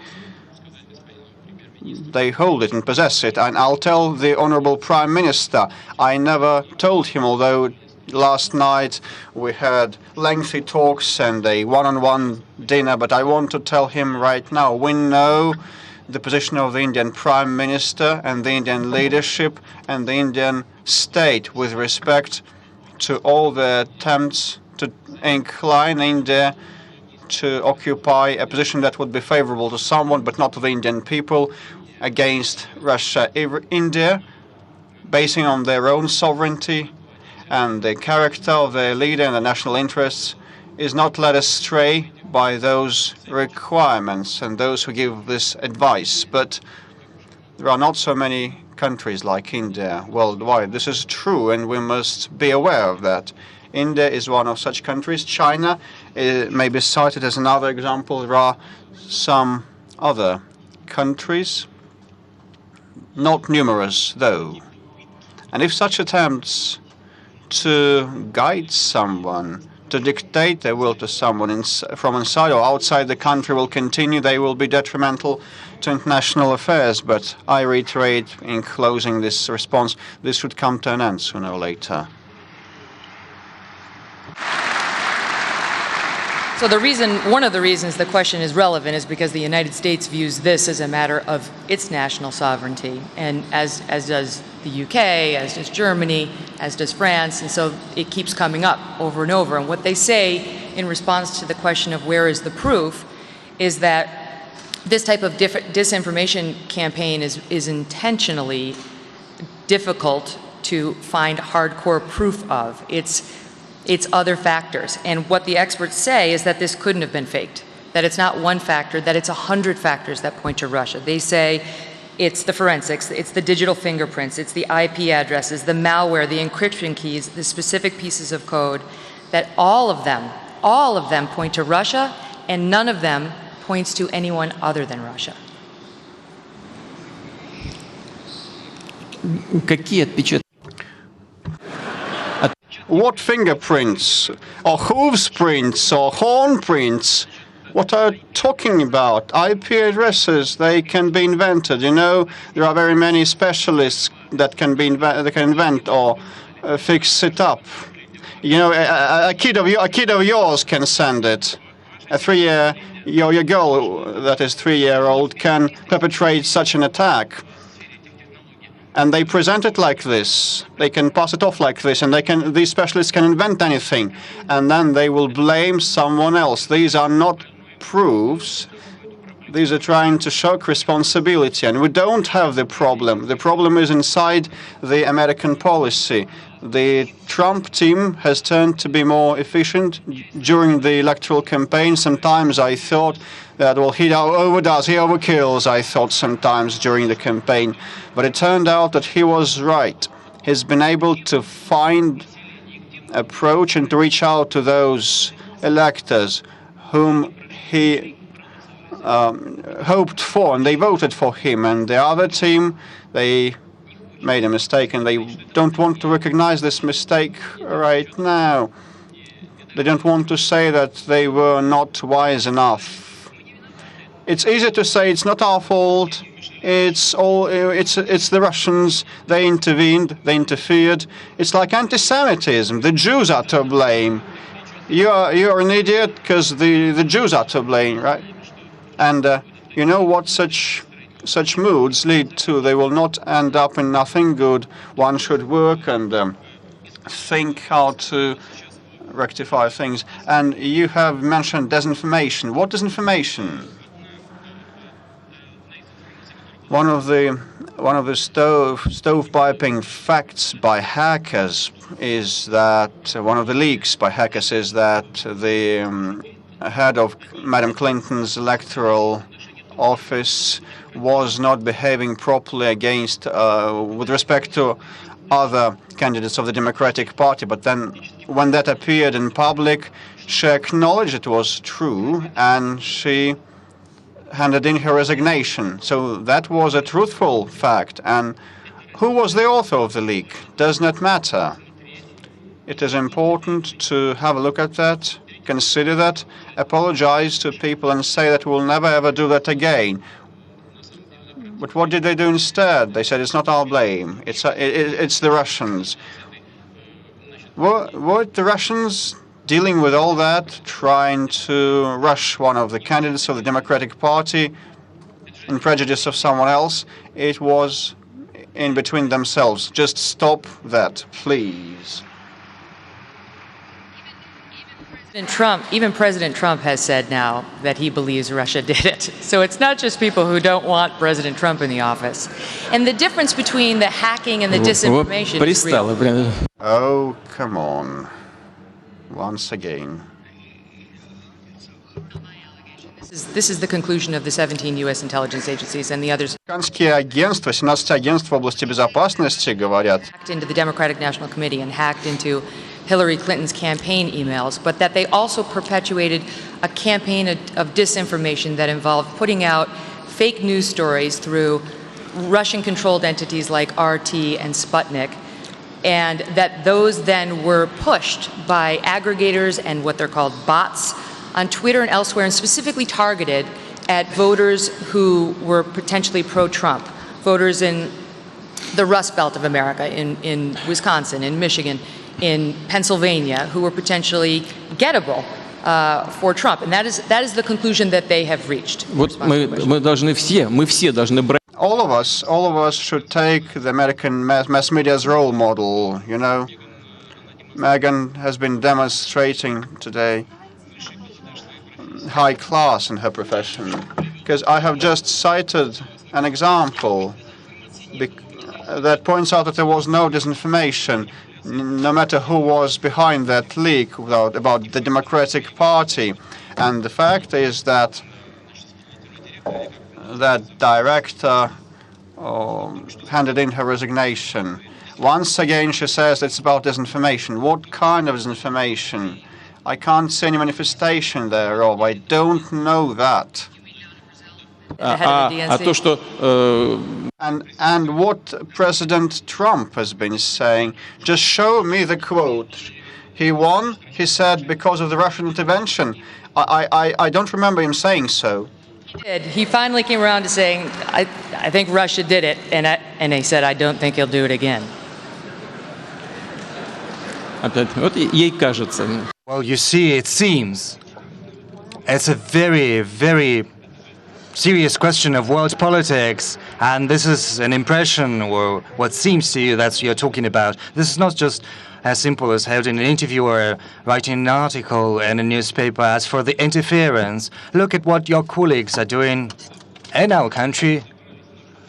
They have been deep down in our domestic policies, doing what they want, enjoying themselves on a systemic basis. For many years, they've been unceremoniously, grossly interfering within our domestic affairs at the level of diplomatic embassies. This has to stop.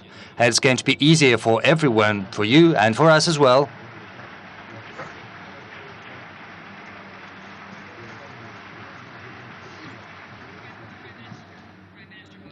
Prime Minister Modi, President Putin said the other day that Russia does not engage in state-sponsored interference with other countries' elections. Do you believe that?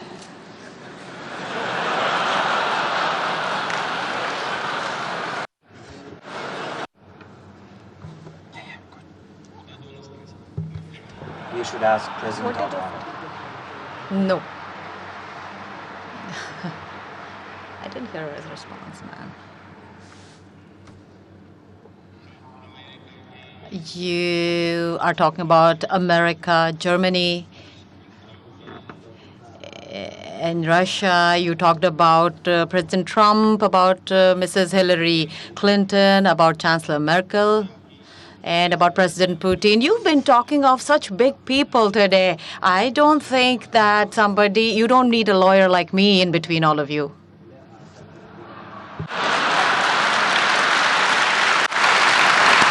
We never need more lawyers.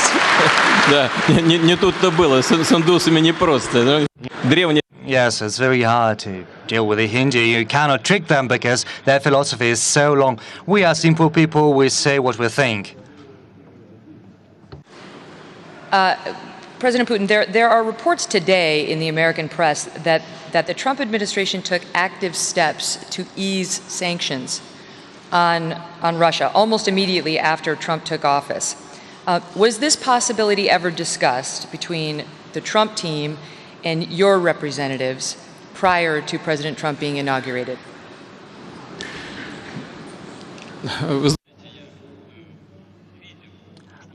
No, I saw what was happening. To be frank, it was a great surprise. It's just absurd what they're saying. I don't know where these people have come from that distribute this kind of information. It's a catastrophe. Our ambassador has met someone. And what is an ambassador supposed to do? That's what he gets money for. He has to hold meetings, have discussions about the current state of affairs, to seek agreement. What do you expect him to do? to think he has to enjoy himself and go to those institutions for visiting which he is going to be expelled from job? No. This is his job. He is accused of meeting someone. It's absurd to accuse him of that. It's diplomatic service. It's astounding. President Trump's aide was dismissed. He was accused of agreeing with someone on something. Well, those people who disagree with me will never believe what I will say right now, but I had never known anything about it. I'd never known about anyone meeting anyone. We never agreed on anything. We simply said that we've got to think about how we should build our relations. Shouldn't we think about that? Shouldn't we do that deliberately and not just recklessly? So, you see, it's surprising. This is some sort of hysteria. And this hysteria never seems to stop. Maybe someone has a pill that is going to cure this hysteria. Honestly, it's surprising. No. My answer is no. No agreements whatsoever. We never even get down to that. Never had the time to start the negotiations. Let's talk about those sanctions, which have now been in place by the Europeans and by the United States since 2014 against Russia. Do you believe they've hurt more than helped?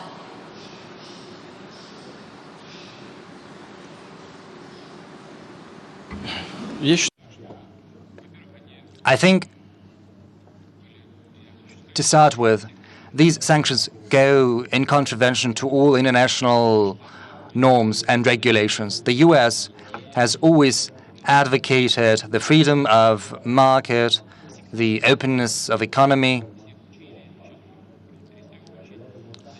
For a very long time, the US has taught everyone they have to learn themselves that the world economy shouldn't affect the economy because it's going to interfere with it. But they has done exactly what they admonished everyone against doing. Everything that has happened, everything that triggered and caused the introduction of these restrictions was not due to our policy. It was due to the policy the US had been pursuing. Have a look. They used to talk about the greater Middle East. No one knew exactly what it was. Then Iraq was all but ruined. Libya as well. Syria was destroyed virtually. Egypt was destabilized, as well as Tunisia, let alone the processes that are underway in such countries as Somalia. Afterwards, they crawled very close to the post-Soviet space. They say that almost $5 billion was spent on supporting the opposition in Ukraine. A coup d'etat was supported. But what is this? It implies supporting an armed seizure of power. When we disagreed with this approach, sanctions were introduced against us. We'll never be able to accept what happened there, and we'll never do that. When we granted our support to the Russian people and to people who think they're close to the Russian-speaking world and Crimea, when we supported people who were intimidated by anti-Russian propaganda as well as by a surge in anti-Russian sentiment and concrete actions. There were murders in Kiev. When we supported those people, when we supported holding a referendum in accordance with international law, sanctions were introduced against us. Have a look at Yemen. What's happening there? A president was overthrown, but the Western world, headed by the US, supports the actions of the countries that are virtually at war there. What should we have done? Should we have waged a war in Ukraine? Let's agree on a common interpretation of the underlying principles of international law. And let's stick to these rules. Until we have this, as long as the law of the strong is in place, we'll see problems like the one in DPRK. Small countries see no other option to ensure their security than holding nuclear weapons. This is what abuse of power leads to.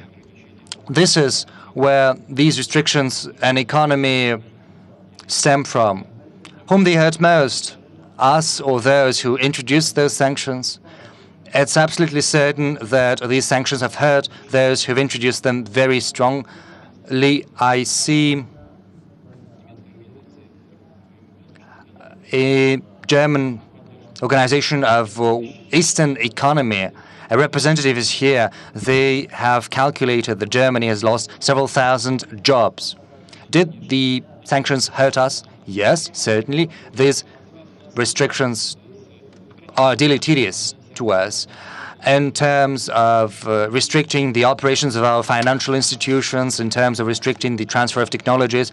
But there are also advantages to that, because these sanctions have spurred on the development of several sectors of the Russian economy. Our agriculture is increasing by 3% on a yearly basis. It's unprecedented. It's something unique. I did have some concerns. If it had happened 10 years ago, we wouldn't have been able to achieve these results. But right now, we are able to live up to the challenges. These sanctions also spur on high technologies. We had to use our brains, not just the brawn of oil and gas dollars. We had to give an impetus to certain technologies, to fundamental sciences, to applied sciences, and we are succeeding in that. Have a look. Our non-commodities exports are increasing. It's non-oil and non-gas export. Yesterday, we discussed that with our colleagues. It is increased by 10%. It is telling, it is indicative of structural changes underway in our economy. We are at the beginning of our round. There's still a great way ahead. Certainly, there's nothing good about sanctions, but we cannot say that they are disastrous. I wouldn't go as far as to say that. The Chancellor of Austria, I think, remembered Mark Twain. The rumors of my death are strongly overblown. The same thing can be said about sanctions, but sanctions better be lifted, of course. Ask you, because you did speak about the importance of borders and the reason that the sanctions were imposed in the first place, say those who did it, is that they feel that Russia did not respect the borders of Ukraine and that it annexed Crimea illegally and unfairly. And there's a question now, as you know, about whether those sanctions should be lifted or not, and your take on whether it's time.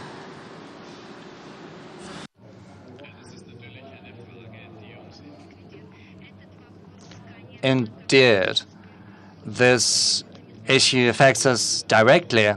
But there's one thing I'd like to say. This is the first time I attend this kind of forum, and I've been following this dialogue with great interest. I've been listening quite thoroughly how you moderate this dialogue of ours, and I can see that critical journalism is very well alive. As for your question, I think we have to be sensible. As for the sanctions, Russia has violated international law. If the same thing happens in the European Union, we get together, we have a discussion, and then we make a decision.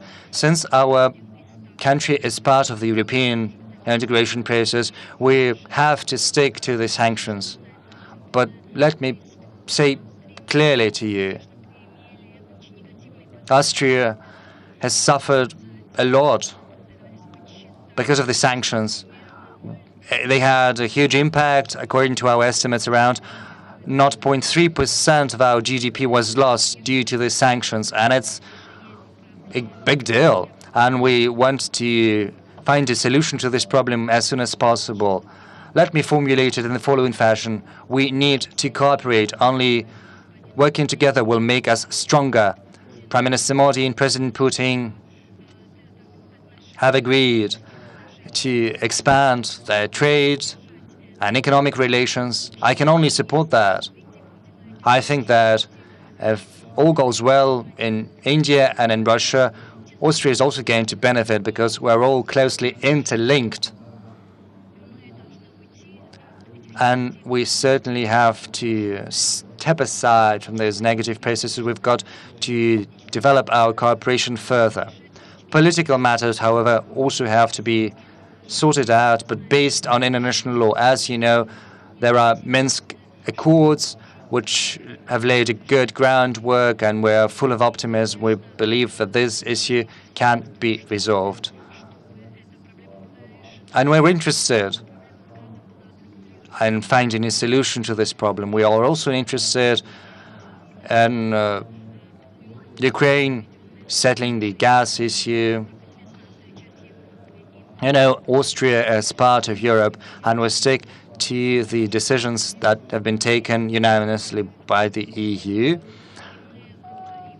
I express the Austrian position. We speak about that in the European Union. Of course, we've got many shared economic interests, and our philosophy is that we are patriots of our country, but we love Europe as well. When you love your country, however, this doesn't mean that you've got to hate other countries. We have to search commonly for a solution to this problem. Thank you. Words, first of all. Flattery will get you everywhere. Thank you for your kind words. Flattery will get you everywhere. Appreciate that. Let's shift gears, if we may, to Syria for a minute. President Putin, I know that you've said that you do not believe... Можно? Sure, absolutely. If you don't mind, Kristen said a couple of words about the Minsk Accords. It's a very important matter, because underlying all the difficulties of today, all the restrictions of today, is the crisis in Ukraine. We always hear people say that if Russia complies with the Minsk Accords, everything is going to be well, but we cannot do that unilaterally. We are willing to facilitate the implementation of these agreements, but it is up to the Kyiv authorities to do that, and they are doing everything so that the situation doesn't change for the better. You are simply not paying attention to certain things, or I'm not talking about you personally, of course. I'm talking about the Western media. My Western counterparts, everyone says that there is fire in Ukraine, there is shooting, but no one knows who's responsible. And this doesn't lead to anything. This doesn't lead to the withdrawal of heavy weapons from the line of contact or anything. An agreement was made to launch the economic rehabilitation of these territories. But what is happening in practice? The radicals have blocked any movement of goods or people. President Poroshenko tried to unblock it. There was a fire in Ukraine, but it was all in vain. In 2 days, he announced publicly that those responsible for the blockade were criminals. When he understood, however, that he couldn't do anything about it, he issued a decree saying that he supports the blockade. But I think the Minsk agreements stipulate quite clearly, it's Article 8, that a blockade has to be lifted, that economic rehabilitation has to be launched. What do you expect us to do? What are the norms you expect us to comply with as far as the Minsk agreements go? You know, that the Minsk, the Russian media have been prevented from operating in Ukraine. Social networks have been shut down.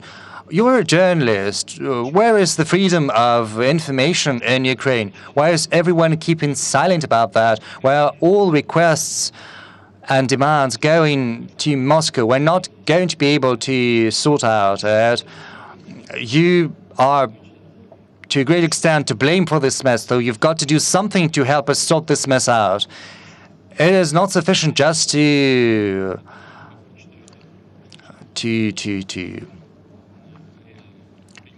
place a finger at Moscow. I'm not talking about you personally. Once again, I want my message to be clear. I want them to hear that. Thank you. To Syria, our president has said that you're backing an evil guy there. He said Assad is an evil guy. Do you believe that?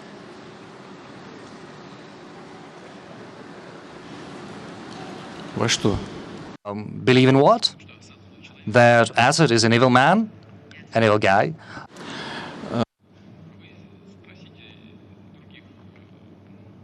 You've got to ask the other leaders who have communicated with Assad. He was more often in Europe after being elected than in Russia. It is not President Assad whom we are protecting there. We are protecting the Syrian statehood.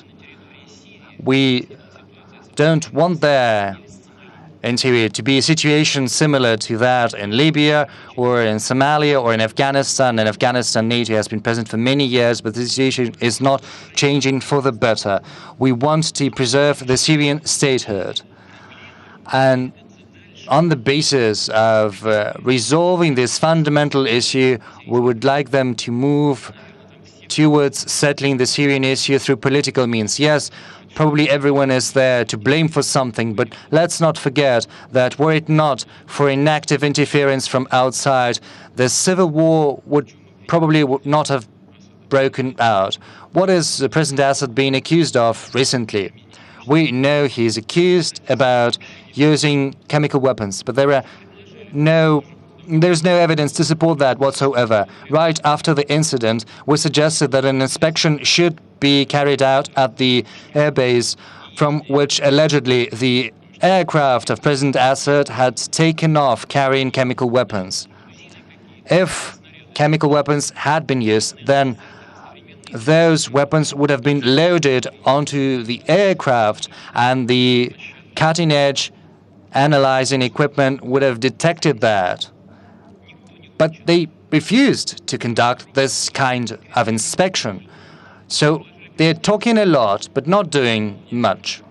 We suggested that an inspection should be carried out at the place where the strike took place. They're saying it's too dangerous.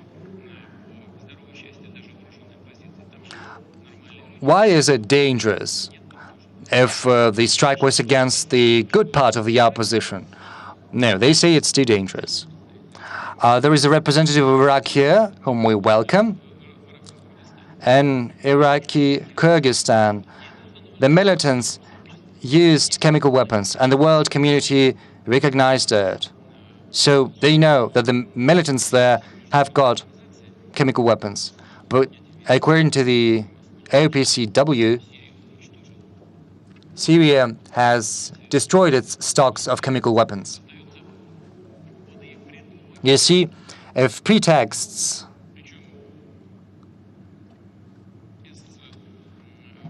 are created without any real willingness to look into the matter, it's not going to lead us anywhere. Let's talk substantively. Did Assad make mistakes? Yes, probably a lot of them. But those who oppose him, are they angels? Who is murdering people and executing children, beheading people? Should we support those people who do that? You know, that together with our American counterparts, we had discussions ad infinitum about different territories where we should perform strikes or we shouldn't. They were telling us that there were territories where we shouldn't perform strikes because the opposition, the good opposition, was mixed with the Al-Nusra Front. Well, in that case, they've got to separate the bad guys from the good guys of the opposition. Shouldn't we wait for these terrorists to come to our country? No, we're not going to wait for that. Let's find an agreement. Prime Minister is nodding an agreement. India is always facing the threat of terrorism. This is not just a far-fetched problem. 4,000 people from the Russian Federation, according to our estimates, are in Syria, and around 4,500 from the CIS countries. And this is a real threat we are facing, because some of them try to get back, and some of them do get back. We launched our operation in Syria because we knew what all of this would result in. You shouldn't try labeling people. We've got to work together substantively, and we're willing to engage in this work, but we need a constructive approach on your side. We know that Assad has used chemical weapons before, and Russia entered into an agreement in 2013 to stop that. I mean, Russia acknowledged that in 2013 when it acknowledged to try to stop that by Assad. The only question is whether he launched the chemical weapons attack that happened a couple of months ago. And I just want to ask you, press you a little further on this, because we all saw the video of the suffering, dying children, and that was the reason that President Trump dropped the bomb. Do you deny, because Assad denies that those tapes are real, he's purporting to tell us not to believe our lying eyes.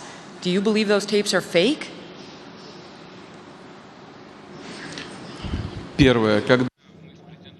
First, when President Obama and I agreed to work together to destroy chemical weapons in Syria, we assumed that Syria had it, but we never recognized that Assad had used it. So please be more precise.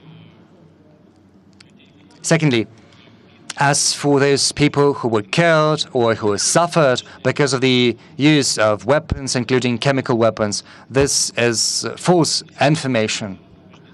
As of now, we are absolutely confident that this is just a provocation. President Assad didn't use chemical weapons. All of this was orchestrated in order to stage him, to accuse him. Moreover, our intelligence services have got information that in other districts of Syria, not far from Damascus, there were plans to reproduce this scenario, and we made these plans publicly. Those who had been planning this action thought it better not to engage in these actions. If I could just follow up on that, though, because the bodies of the victims were autopsied at Turkey's Ankara Forensic Medicine Institution. The autopsies were witnessed by officials from the World Health Organization and from the Organization for the Prohibition of Chemical Weapons, and they concluded that the victims were attacked with sarin gas.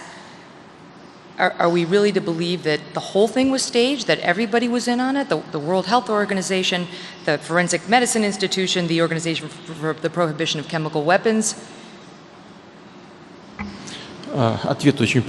The answer is very simple, and you know it.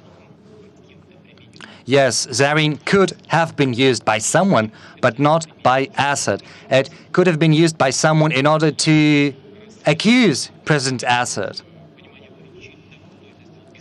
So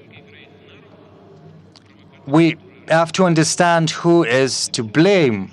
And otherwise, if there is no true investigation, it's only going to play into the hands of those who orchestrated it. I'd like to ask you a question. Why didn't everyone go right away to inspect the air base to the spot where chemical weapons allegedly had been used?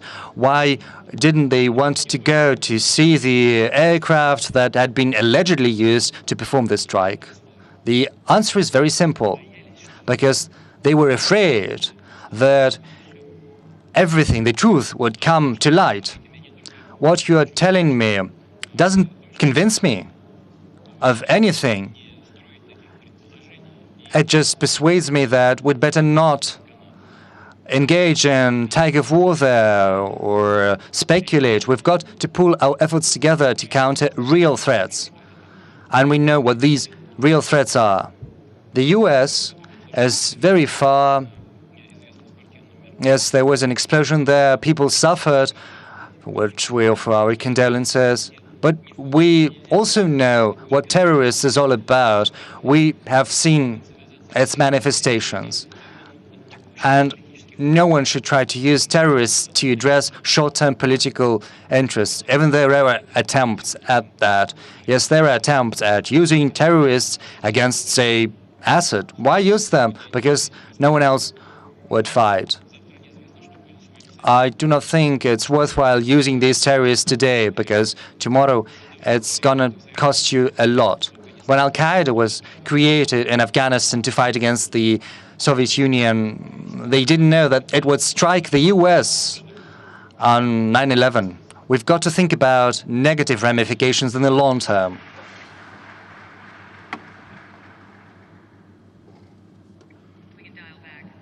To something that came up earlier, and you, Prime Minister Modi, about the Silk Road, just to shift off of Syria. The Chinese president pledged $124 billion on Sunday for his new Silk Road to create more free trade, calling for an open world economy. Our president has questioned global free trade deals. Where do you stand?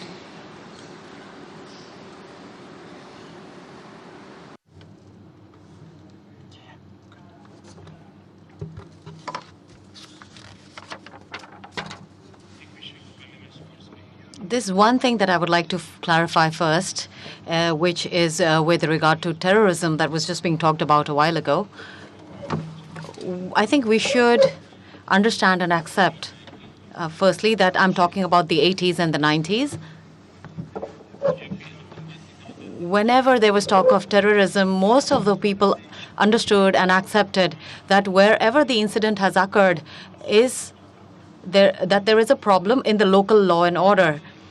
Most of the people did not understand that what exactly is terrorism and what are the fearsome outcomes of terrorism.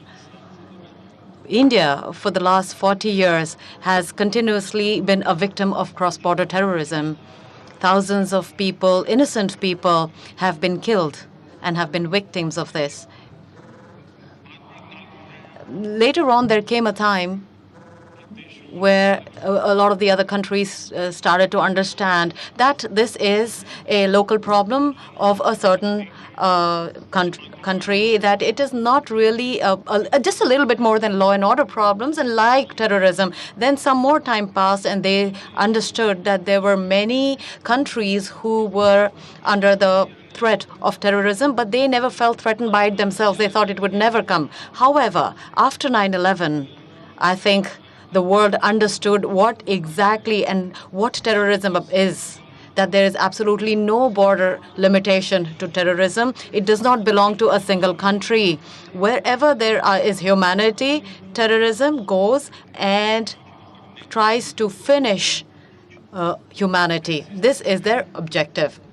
In such a situation, the time demands that we must not limit ourselves to discussing specific incidents. We should look at terrorism as an enemy of humanity. It is out there to finish humanity. All the powers that believe in humanity must get together and fight against terrorism. Only then this horrible conflict, this horrible terrorism, we can save humanity from. You will be surprised to know the General Secretary of the UN is sitting right here. It has been 40 years in the UN. There is a resolution which is still pending about the definition of terrorism. What is a terrorist? Who are the people who shall be deemed to be helping terrorists? What the world should be viewing it at. It has been 40 years. And everybody does a lot of lip service with regard to terrorism, but there is absolutely no discussion on the bill, and obviously no decision on it. Yesterday, I'm very happy that President Putin very publicly mentioned that United Nations will put this particular issue forward and make concrete discussion on it. The other thing is that when we talk of terrorism, a terrorist is not a person who manufactures any weapon. Obviously, there is a country that is supplying them the weapons. Now, the terrorists themselves do not make money. They do not manufacture currencies. Obviously, there are countries which are providing them with the funds through money laundering. The terrorism don't have their own social media or telecommunications, but there is some kind of arrangement or some organization which is helping them and assisting them in all of this.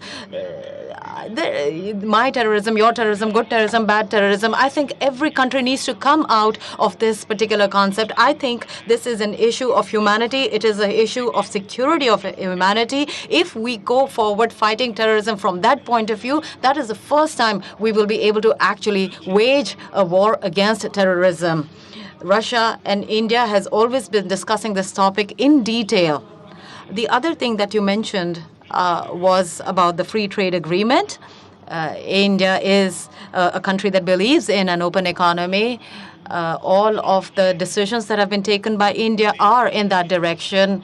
I think everybody is worried about their own, the interests of their own country, and so do we. But when it comes to bring about some fairness or some balance with regard to world trade, we take 2 steps, somebody else will take 2 steps. However, the global economic environment and the global economic era in which we live, I think it is very important that we help each other out and we assist each other for the benefit of all. Last question. We've talked a lot today about things that divide us, right? That divide our countries, each of our countries, and it would be nice if we could end it on what unites us, because there are many things, separate and apart from the disagreements our countries have. President Putin, I'll give you the last word.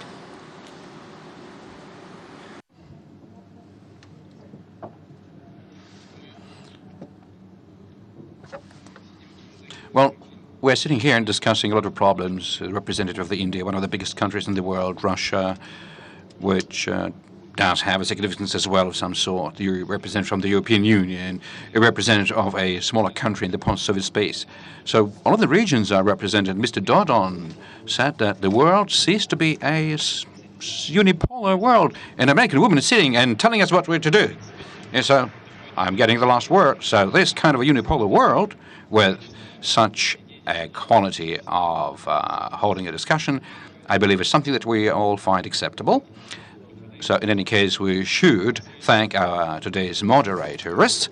But in as far as what is uniting us, a lot of things are uniting us. And just now, Prime Minister Modi was telling us about fighting terrorism. Of course, this is something that should unite us. I mean, this common threat shouldn't we be united also in the area of security? The proliferation of the mass destruction weapons, including the nuclear weapons, we ought to understand what is happening and where all of this may lead us into.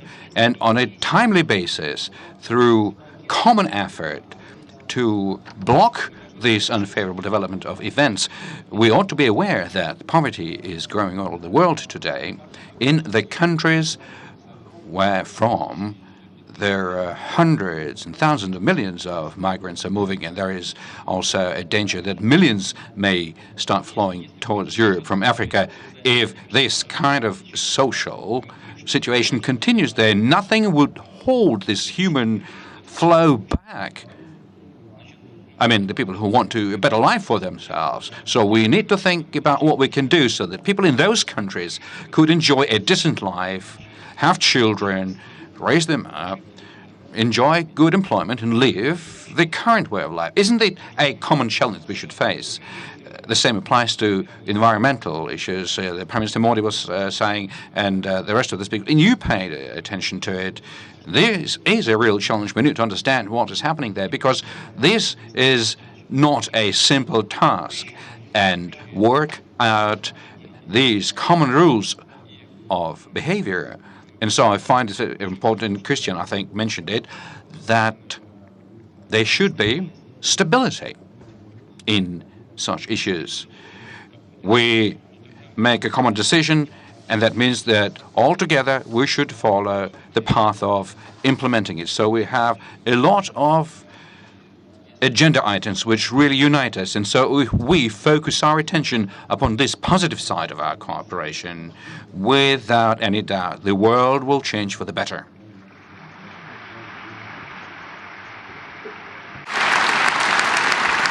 With that, we thank all of you for your attention and your patience. We thank the beautiful people of St. Petersburg for hosting us, and we thank all of you, President Dodon, Chancellor Kern, Prime Minister Modi, and our host, President Putin. Thank you very much.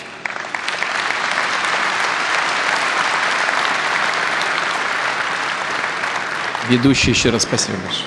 And yet again, many thanks to the moderator.